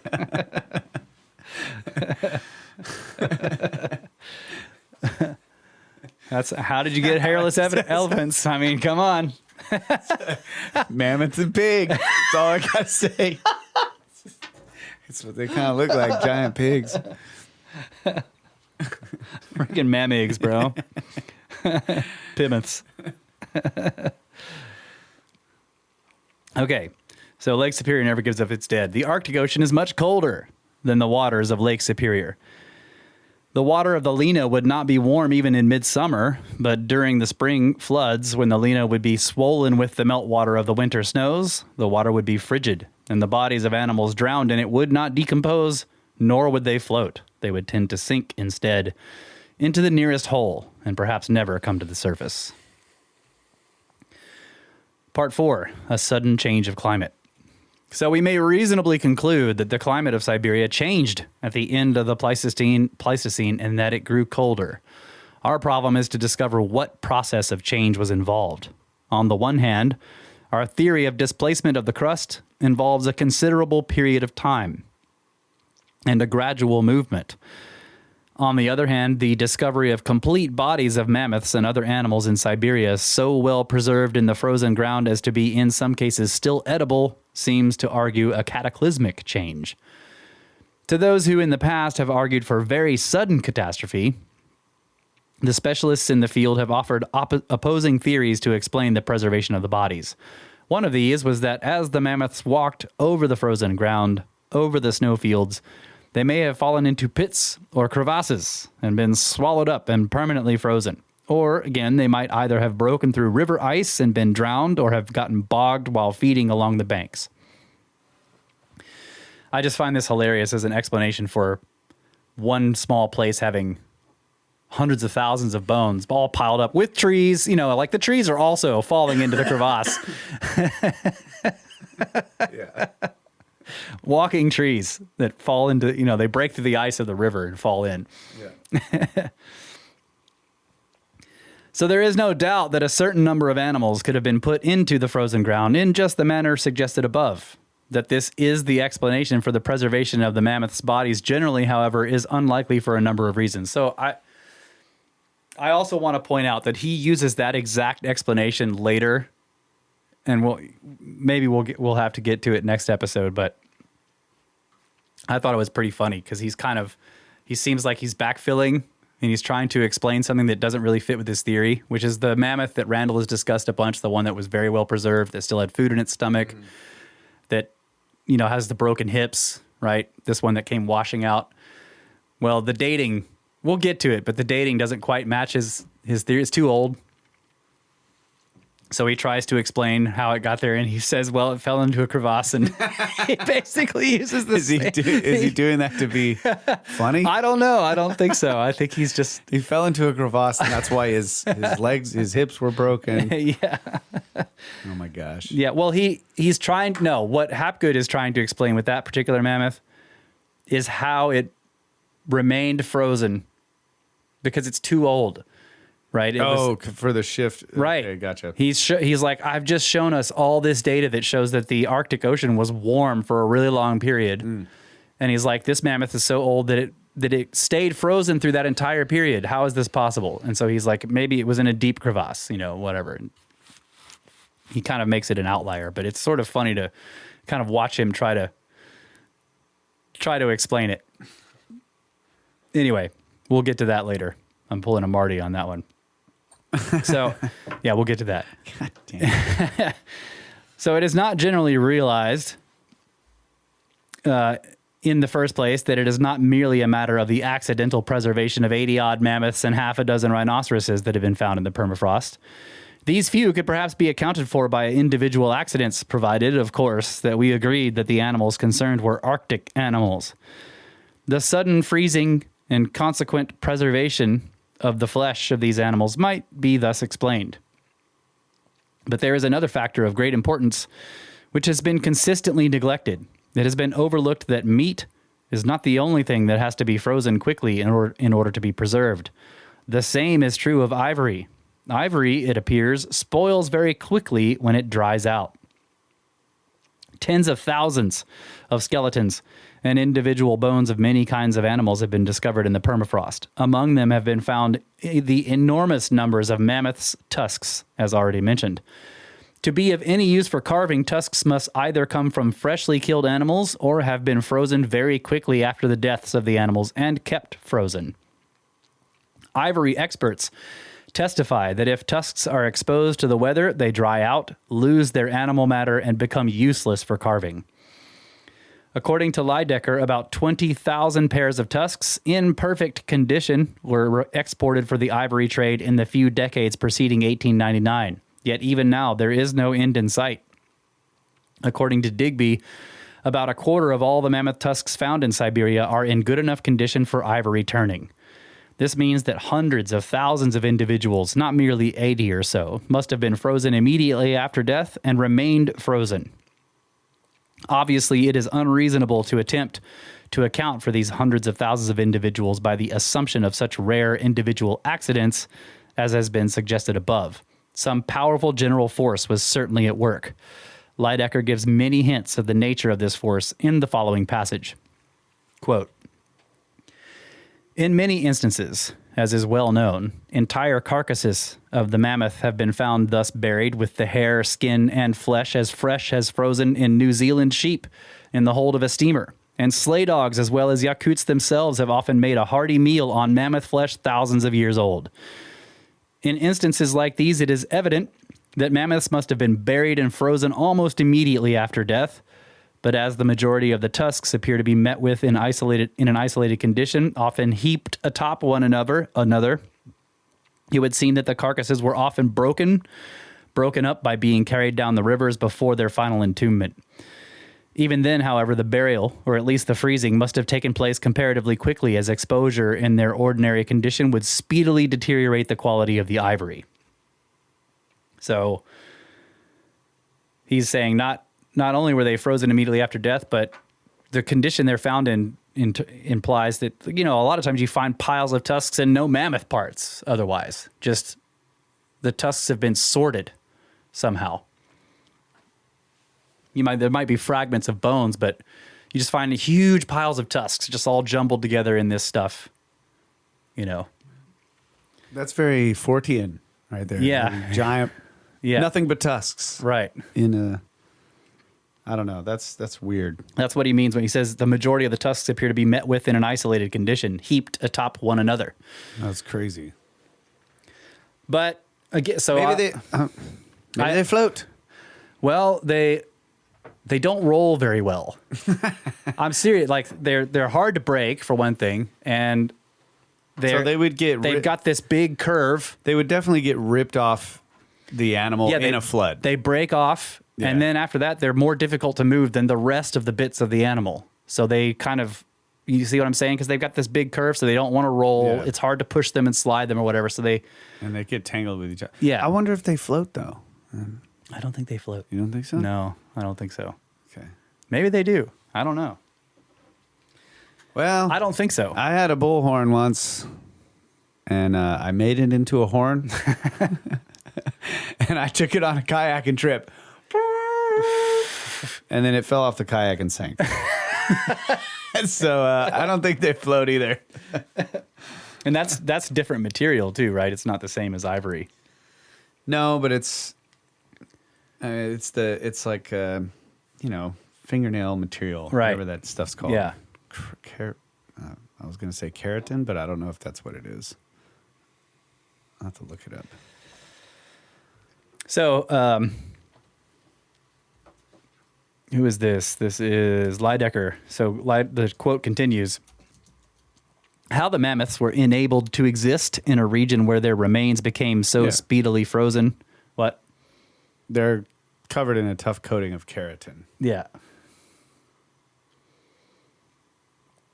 You can look it up. Does ivory float? I bet it doesn't. I'm just going to see if tusks float. Do ducks float is what it asked me if I meant. Do ticks fly?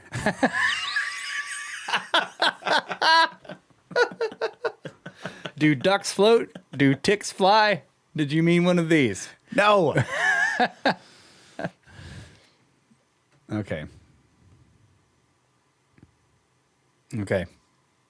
So I'm going to continue on here. Yeah. So how the mammoths were enabled to exist in a region where their remains became so speedily frozen, and how such vast quantities of them became accumulated at certain spots are questions that do not at present seem capable of being satisfactorily answered, and their discussion would accordingly be useless. So I like this quote because, again, he points out vast quantities of them became accumulated at certain spots. Yeah. The animals themselves.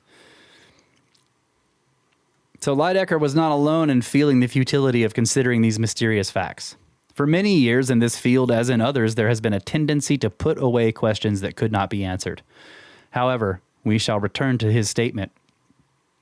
I shall try to show later on how all the details of the phenomena he describes can be made understandable. For the moment, I would like to point out simply that some sort of abrupt climatic change is required. This conclusion is reinforced by the results of recent research in the frozen foods industry. This has produced evidence that throws additional doubt on the theory of the preservation of the bodies of mammoths by individual accidents. It seems that the preservation of meat by freezing requires some rather special conditions.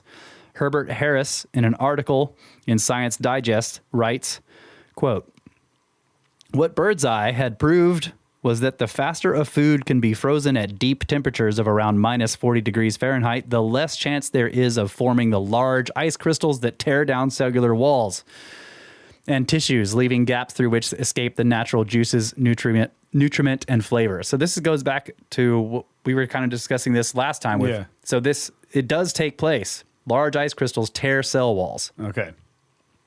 Real quick, tusks are they're made of the same stuff as teeth. Okay. Dentine. That is definitely zinc. Yeah.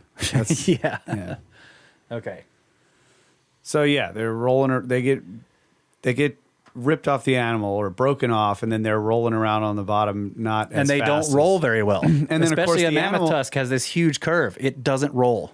Yeah, and the animal itself is going to be more buoyant. Right. So Yes. And all the various bones. are going to be inside the meat and stuff that carry. Right. Yeah. Yeah. So yeah, they would. I can see how they could be sorted in that fashion. Yeah. Okay. Next mystery. Teeth sink, folks. How do I know this? I don't know. I just. Okay, so Harris quotes one of Birdseye's engineers as saying, "Take poultry giblets. They can last 8 months at 10 below zero, but turn in 4 weeks above it. Or lobster lasts 24 months at 10 below, but less than 20 days at anything above that." So in the light of these statements, the description of the frozen mammoth flesh given by F.F. Hertz is very illuminating. Quoted by Bassett Digby in his book on the mammoth, Hertz said that, quote, "The flesh is fibrous and marbled with fat," unquote. "It looks as fresh as well-frozen beef." And this remark is made about flesh known to have been frozen for thousands of years. Some people have reported that they have been made ill by eating this preserved meat, but occasionally, at least, it really is perfectly edible. Thus, Joseph Barnes, former correspondent of the New York Herald Tribune, remarked on the delicious flavor of some mammoth meat served to him at a dinner at the Academy of Sciences in Moscow in the 1930s. So they found one that was perfectly preserved and Oh, man. cut some steaks. That would be. I would do it. I'd try it. Yeah. You just got to find the right one. Yeah. Yeah. Yeah. All right. All right. Break time. Wait. This is actually the end of the book report. So let me get to a stopping Okay. point here. Yeah, we're already 10 minutes over. I forgot to. I wasn't watching the time. It's kind of behind me. So what Birdseye proved was that meat, to remain in edible condition, must be kept very cold, not merely frozen, but at a temperature far below the freezing point. What the edible mammoth steaks proved was that the meat had been so kept, in at least a few cases, for perhaps 10 to 15,000 years in the Siberian tundra. So it is reasonable to suppose that the same cause that was responsible for the preservation of the meat also preserved the ivory, and therefore that tens or hundreds of thousands of animals were killed in the same way.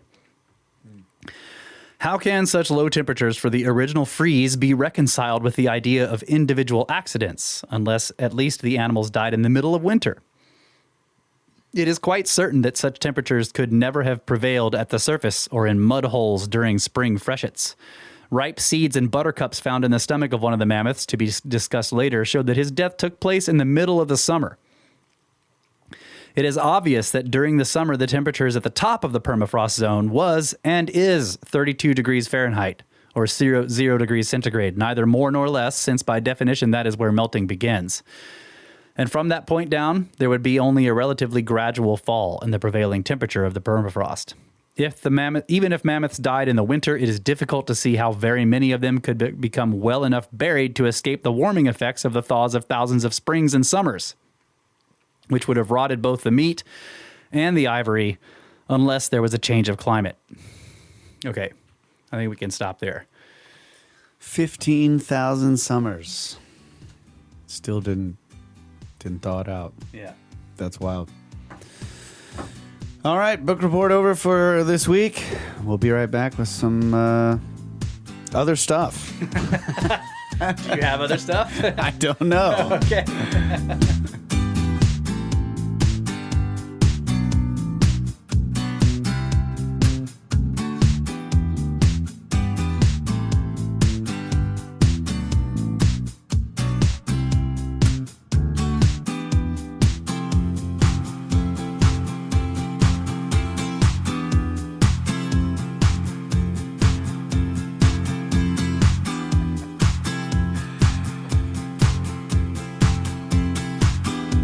And we are back, ladies and gentlemen, for the final segment of the 271st Snake Bros episode. Path of the Pole, Part 8. Yep. Did we confirm Part that? 8 Okay. is confirmed. And, We called the back office. Yeah, that's now done. So we're in the intro segment. Yeah, I still have thoughts on this. We're done with the book report for this episode, but I would just like to talk about the circumstances that these animals are are in, and it's. I mean, I know most of you who listen to the show, most of you probably also listen to Randall, so a lot of this has been discussed, but I think that it's good to reiterate it. Like maybe we can sit here and just go over the circumstances and what is required to end up with what we have frozen in the tundra up there. So presumably you have a large number of megafaunal species and other stuff in a context where there's flowers, there's large trees with fruit. It's basically summer, maybe early fall, when a lot of these animals, at least the ones that are frozen with tissue, had died. Yeah, it was October. Yeah. So what does that mean when it comes to them not decomposing? Like, in other words, you have to have an area that isn't Arctic, that suddenly a whole bunch of animals die all at once. They get moved around by water, and it picks up a bunch of trees and other material, deposits it all in a similar area, covers it in a bunch of sediment, and then that stuff freezes very quickly, and it never unfreezes. Yeah, because So you have to take an environment that's basically warm,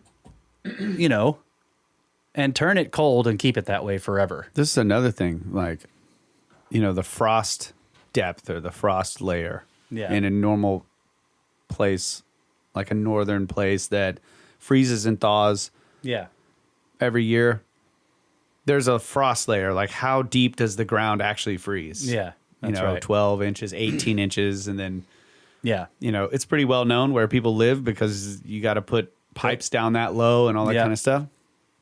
So how deep are they digging down into this stuff and finding these bones? Is it 20 feet down? I mean, how Yeah, deep is this? 60 That's what I'm feet. saying. So it's not only the mass of the mammoth that you need to freeze from the outside all the way into the inside to preserve the stomach materials, but if it was buried Yeah. while it was still thawed, Yeah. what conditions could freeze something 20 feet down that fast? Like, that's insane. It's hard to imagine that you went from a temperate climate to some catastrophe that caused this flood that's like jumbling everything up and freezing it at the same time while it's in motion. Yeah. But it gets 20 feet underground and and freezes in enough time to preserve the stuff in its Right.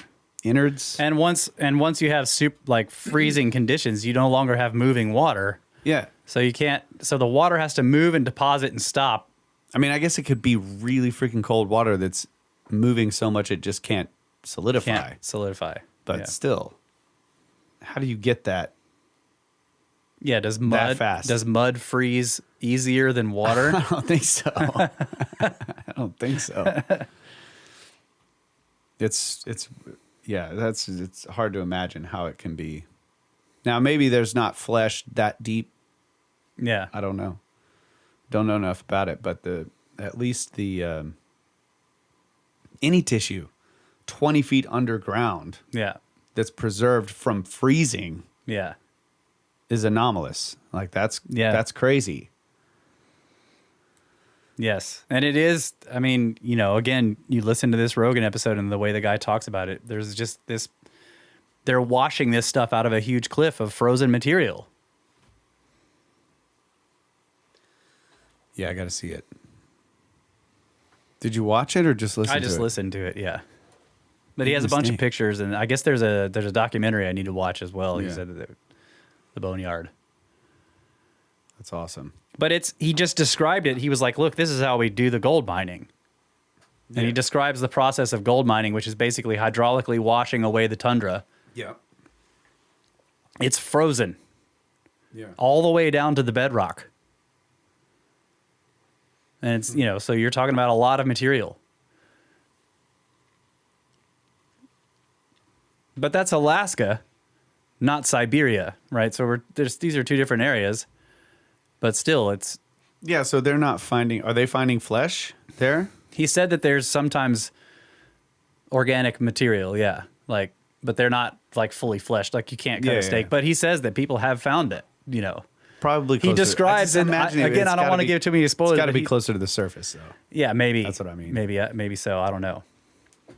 But it's just, I mean, he describes eating mammoth at one point, not from his boneyard, but yeah, and he was like, he was like, it's got freezer burn. Joe was like, well, how much did you? I mean, was it big? How much did you eat? He's like, a couple bites. He's like, really? That's it? He's like, that's all you want.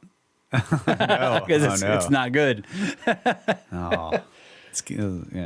Yeah, it's desiccated, right? It's been freeze burned or whatever, freezer burned. It's dried out, but it's like jerky. I don't know. You can survive on it. Yeah. But I'm just saying, the circumstances here. Mix it with a little bug. Right, yeah, be great. Mix in some cricket. Yeah, so it just seems. I just feel like the comet impact hypothesis doesn't quite give an adequate explanation of this. That's my gut feeling about it. Like, you know, that the impact cannot just explain why these Arctic areas were warm and then cold. Because it doesn't change the climate of those areas. It doesn't seem to, right? The comet impact is like, here's how we erase the ice sheet. You know, and it does seem to. Now I know there's an explanation of like, okay, it changes all the water flowing into the oceans. It changes it changes ocean currents, which changes, you know, jet stream currents and all that kind of stuff. And but can that provide an explanation of? They didn't have a polar vortex back then. The polar vortex just stayed way up there. Yeah, it didn't collapse and flow outward. I don't know. I need to go back and listen to the earlier Path of the Pole episodes because I remember just being in this sort of midway position where it's like, well, there are certain aspects of this idea that I like that seem to explain stuff, but then other ones I'm just like, how? Like, it seems like we would know that there would be so much more evidence if the pole was actually moving around, oscillating around. Mm-hmm. I mean, the crust is actually moving around and moving the polar region around the land masses. Yeah. Almost as though,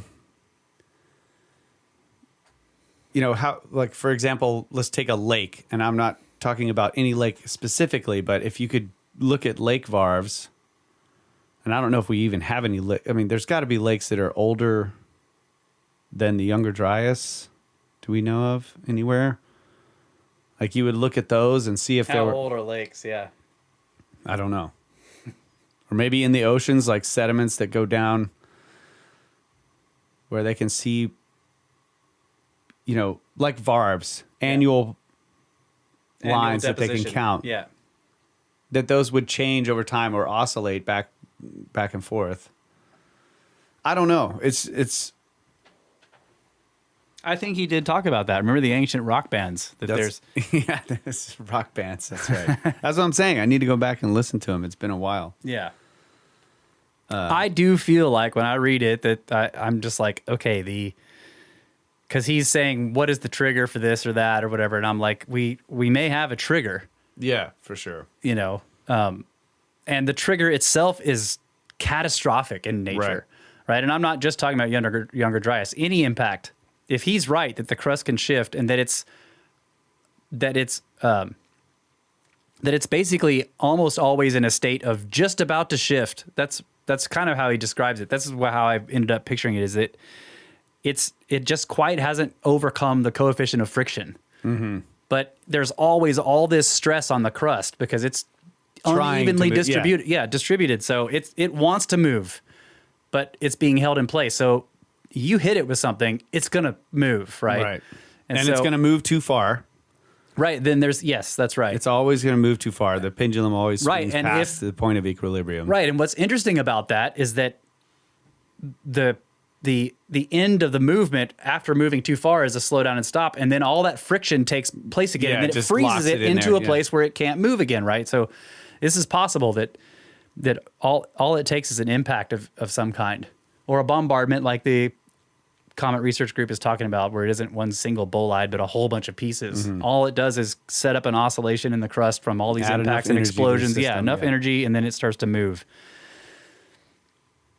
because It would explain why, like in these legends where they're like the sun stood still in the sky for whatever, all that. yeah, I know that could also be a solstice right, metaphor, but there are just weird things about that, and like, the sun rose in the west yeah, and set in the east. And it's like, yeah. man,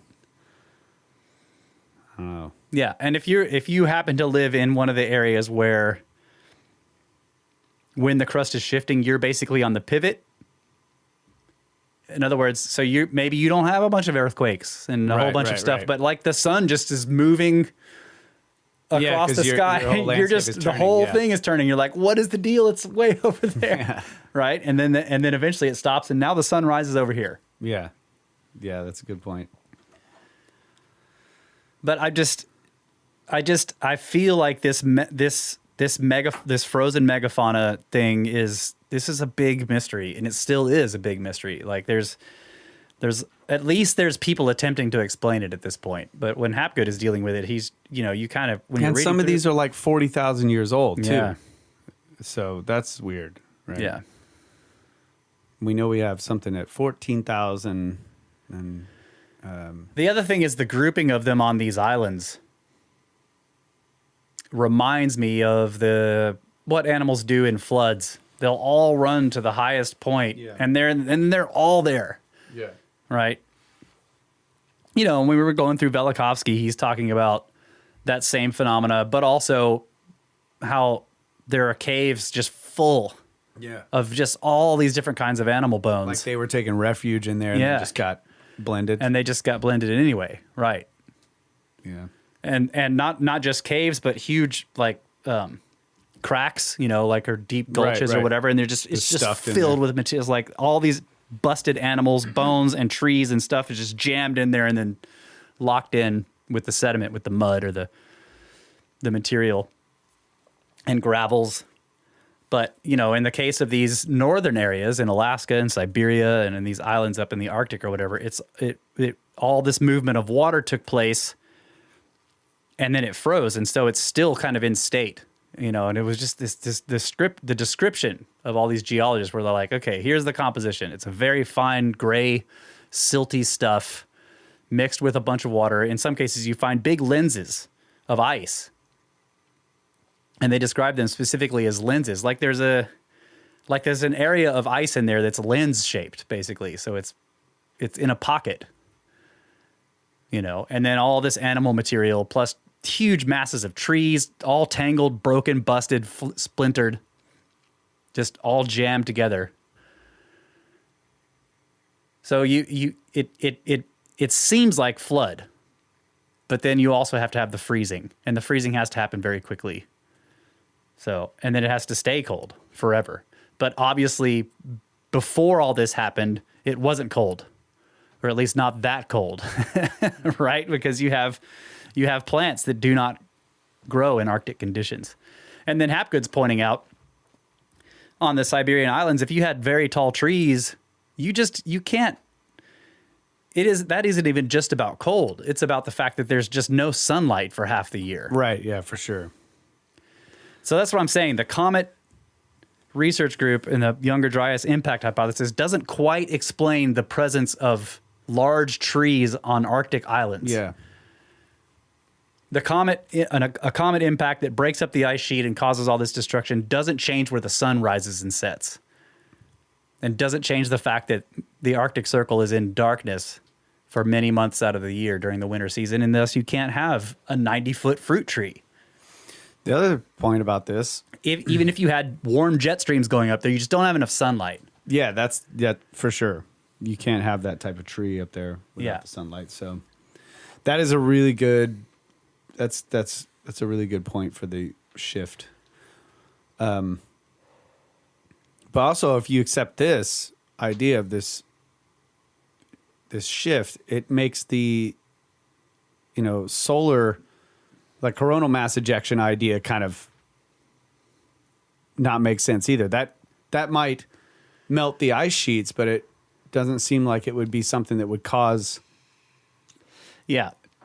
like a mechanical vibration, like hitting the thing with a hammer that could get the crust moving. Right. Now there is I mean, we have discussed previously on the show the idea of sunquakes.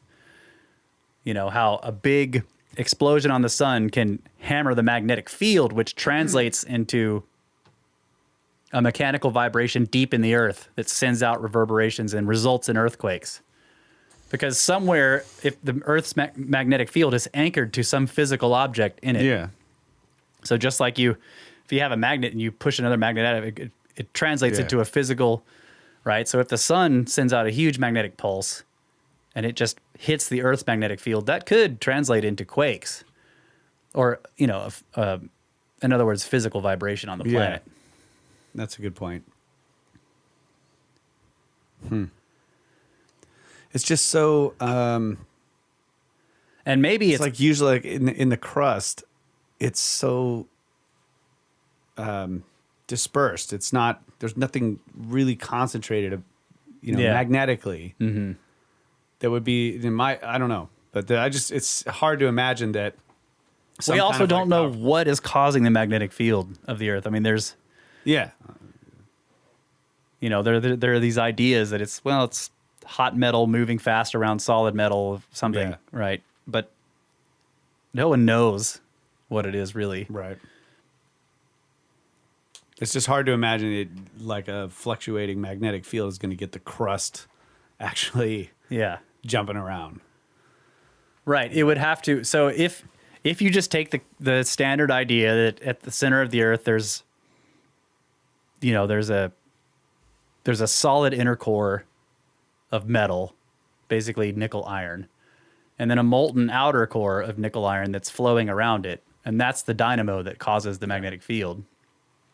And I know people say, well, you know, you get iron above a certain temperature, it's no longer magnetic. Well, we're talking about iron under a lot of pressure. I think that it just has to be crystalline. I think that there's like, I could be wrong about this, but I think that there are, it's not just, it's almost like absorption bands. You go up in temperature and then you lose magnetism and then you keep going up and it comes back. Oh, okay. Like I think that that's related to the mechanical vibration of the atoms and the molecules. Themselves, yeah. So that's what I was saying. As you go up in temperature, they change their frequency of vibration or whatever. It has to have an ordered and crystalline structure, sort of, to have a magnetic field. That's what I thought. Until you're, you know, plasma. Right. Then it's it's like something completely different. Right. With a very, you know, strong magnetic field. Yeah. Yeah, well, the fusion process is yeah. But I remember reading in some of, I think it was Tesla's patents when he was talking about it was a thermal generator, like a thermal, in other words, using fire to create electricity, right? Burning something to create electricity. And a thermoelectric generator. Yeah. Something like that. And he was talking about the temperature at which the iron or the steel or whatever loses its magnetism. But then it comes back. So that's where I was reading this, but I could look it up. I think it was around 600 degrees. Well, I was just thinking that under great pressure, it doesn't matter how hot it is, as long as it's still solid and crystalline, it's going to have a magnetic field. But yeah, the point is that it could be solar, but I'm just saying that it seems to me at this point, maybe that the requirement here is both of these theories, that you have an impact of some kind, but you also have to have some kind of shift. Yeah, there's also the problem of the distribution of the ice. And to be fair, the Comet Research Group is not trying to explain any of that other stuff. That's right. They're only talking about what was the energy input that caused the melting. That's right. That's right.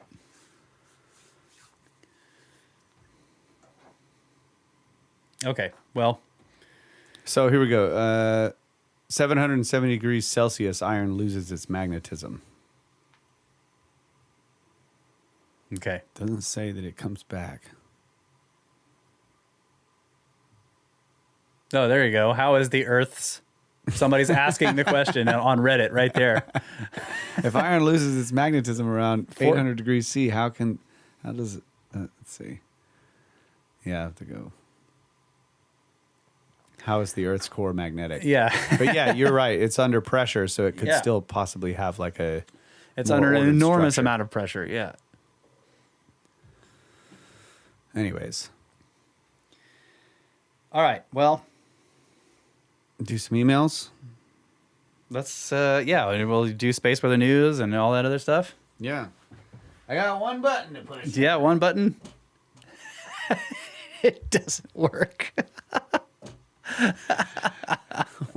Space weather news. Hold on a second. How dare you not work? There you go. You in the studio? All right. Space weather news from spaceweather.com.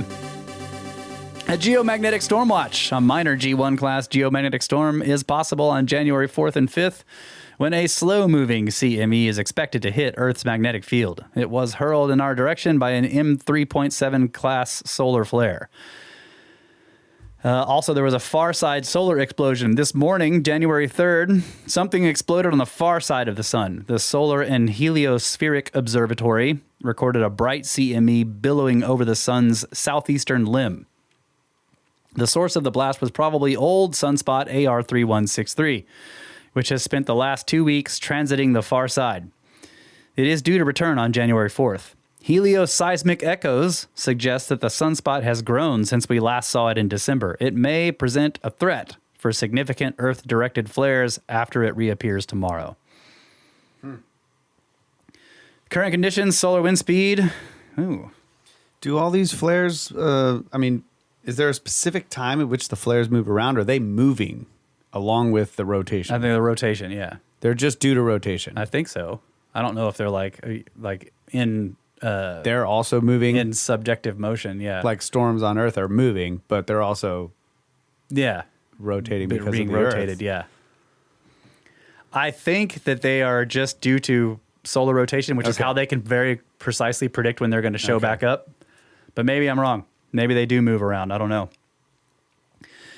Solar wind speed is 446.0 kilometers per second. The density is 5.17 protons per cubic centimeter. Sunspot number is 89. Neutron count is 2.8% above the space age average, and the KP index is 4, unsettled, and the 24-hour max is also 4. I want to see a stormy KP index. Give me an 8 here. Space weather news takes a while, folks. It's mostly calm. It is very calm most of the Yeah. time, except for, 400 something kilometer per second winds Yeah. all the time. Put your windmill up in Got a that. big sail for that. So what about ag? We got ag updates. We got we're back at the farm. What are you doing? Yeah, well, I was just getting back into the swing of things. I was the only person at work for a couple weeks. It was amazing. But Yeah, I took my 2-week vacation after we got back from Egypt. then we had the holidays, so then I was like back to partying, drinking beers, hanging out, working on the studio. Really, I was working the whole time, but at home. And now I'm back again. So I had to go. It's just like, all right, here we go again. Here we go again. Got to make it back into it. Yeah, I know. After all of Egypt and then 2 weeks of vacation, I'm like, I do not want to go back to work. That's why I'm like, redo the studio. Like, let's kick some ass here so that this is all we ever have to do. Yes, that's what we want. I just want to be in here. And, traveling the world and doing cool stuff. Yeah. Of course. Amazing dream. Impossible dream. Impossible dream. Potatoes. So I'm just working on wine stuff, really. Just trying to get things lined out for bottling. It's kind of slow season. Yeah. We're going to start pruning Yep. pretty soon here. We've had a nice deep freeze, so everything is very dormant. And then we'll be able to do our pruning here in a few weeks and into February. And then I've got to install a new section to the vineyard, 500 grapes going up on these terraces with a cap rock. I got to drill 500 holes into Oh, really? the I thought limestone we were rock. done expanding. No, we got 500 Alicante Boucher. I thought that last expansion was the last one. This is a small expansion. Okay. The last one was 7,000 vines. This one's 500. Yeah.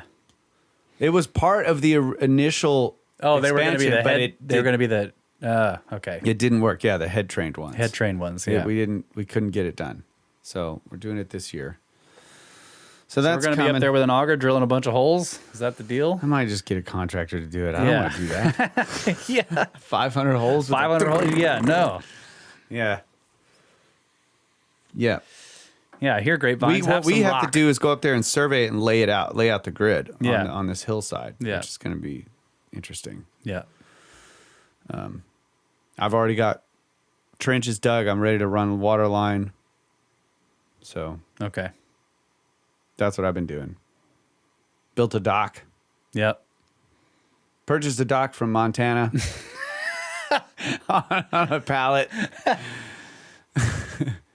It's beautiful. I assembled it, floated it out there. I'm like, man, this is great. I recommend this dock company. Hello, state in the middle of the continent. I need a water thing. They have a bunch of lakes. Yeah, they do have lakes. I know. Yeah. I was like, man, I was looking up dock companies. They're all over, calling all these people, trying to get a dock. And they kept, I kept getting these quotes that were outrageous. And then I got this quote from this company that was half what everybody else was quoting me. And I'm like, done. Yeah. And then it shows up on this pallet. It was beautifully engineered and designed, and I was able to assemble it all very easily. It was, yeah, it was great. Yeah. So the idea is we have a pump in this pond and he wants to float it instead of having it sitting in I don't want silty it bottom. yeah. Yeah. Which is a great idea. So we got a floating dock and the pump will just hang off of it. Yeah, right? and I got the dock long enough to go out to the deepest part of the pond, so we Yeah. can suck that thing dry if we need to. Yeah. Almost. And that'll solve all my irrigation problems. I hope. You hope. Until a Texas major flood comes through, and then that's the other thing I'm worried about is like, how do I prevent this dock from being torn to pieces? No, in right. a Yeah. flood? Yeah. In a flood. Yep. Anyways, y'all don't want to hear about that. Just What else? problems, things trying to solve at work. Rock and roll. You got a rock and roll? Dude, I've been working on music every day. Yeah. Okay. I'm writing more stuff. I'm writing lyrics. I had Daniel over the holidays. He stayed. He's got 2 boys, and so they were playing with Soul and Lila, and we were just hanging out. And I was working on this studio. And then when I finally got all the equipment set up, I was just like, dude, let's get in there. So we recorded some stuff, and I was just going through all these songs that I have on this computer. From I have old computer, Yeah. old $50 Dynasty drive, really old computer. I have all these old computer hard drives that I've just put on the RAID stack, Yeah. all with these songs. And I've got stuff going way back, and I'm just going through and listening to all this stuff. And I'm like, oh yeah, this is trash. This is also trash. Ooh, Yeah. this is cool. So I'm just really just working on it every day. I've been bouncing things out, and I'm listening to it at work, and writing lyrics, playing guitar when I can. So, yeah, I'm just really enjoying working on the music, and I've got some good stuff going That's for the good. blues album. The next album is going to be bluesy. Blues. Yeah. Yeah, it's a totally different vibe than Procession. Of course. Yeah. That's going to be fun. Yeah, bunch of love songs with weird, snaky, subtle ideas embedded in them. Yeah, of course. And in fact, a lot of it starts out with this weird, sciencey, nerdy, snaky idea, and then I manipulate the lyrics into, a love song. Yeah. And it's great. Right. It's freaking cool. Check out my pyramid, baby. I got pyramids all the time. Yep. All right. Well, That's straight from one of the songs. I just wrote that line. I showed it to Russ when he got in the studio. All right. Well, I mean, we're time's up. Dang, Time is we up. didn't even get to the emails. That's okay. Give us one. We got emails. We can do emails anytime. We just did a whole Well, then listener let's do communication episode. No. We're done. I think we're I know people, everybody's down on crypto right now because of stuff happening, but I'm still going to keep up with some crypto updates, at least for Bitcoin and Ethereum. Unless the entire market collapses, and then then we can stop. But for now, Crypto is zero. yeah. End of crypto updates. End of crypto updates. So Bitcoin, where is the dinghy thingy? Ooh. I did not. Oh, nope. It's in the knickknacks box, which I didn't bring. Okay. And have you noticed? Yeah, knickknacks are all gone. That's the only knickknack we got. We need our one knick-knack in the dinghy thingy. I'm not done yet. I said it was show ready. Of course. I didn't say it was done. So Jesus. BTC John. is currently $16,844.97, and ETH Ethereum is $1,248.84. And that is your crypto update and your Snake Bros podcast for the week. I hope that shit bottoms out right when Laura sells a giant ranch.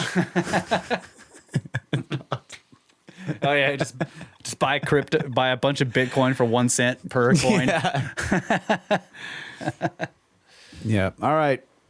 That was good fun. Yeah. Always, there's a lot of stuff to learn from this book, and I every episode I'm just like, wow, it always gets me thinking about stuff. Yep.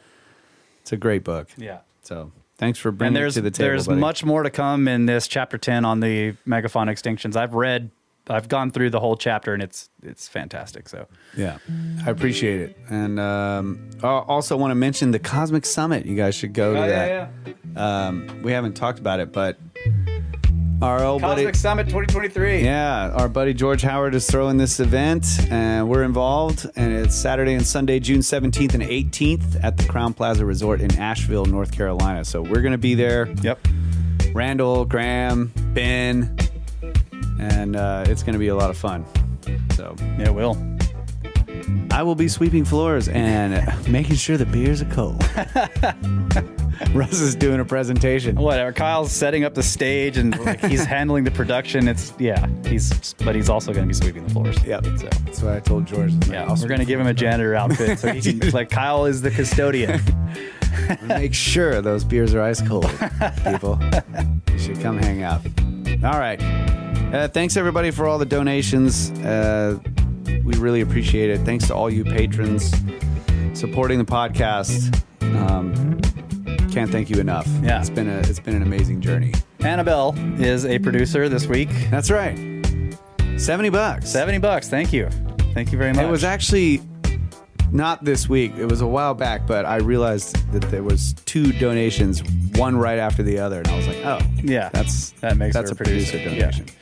So she's associate executive producer for that, or is she executive producer? Well, we should just give her executive producer because she also gave us hand-carved spoons. That's right. We did get very nice hand-carved wooden spoons. Which Laura loves. Okay, good. So thank you, Annabelle. Yeah, so executive producer for this episode. Thank you. Thank you very much. She was on the Egypt trip with us. Yeah. So, all right, I think that's it, guys. Thank you so much. We love you. Always have. Always will. Good night, Adamu. Get back to work.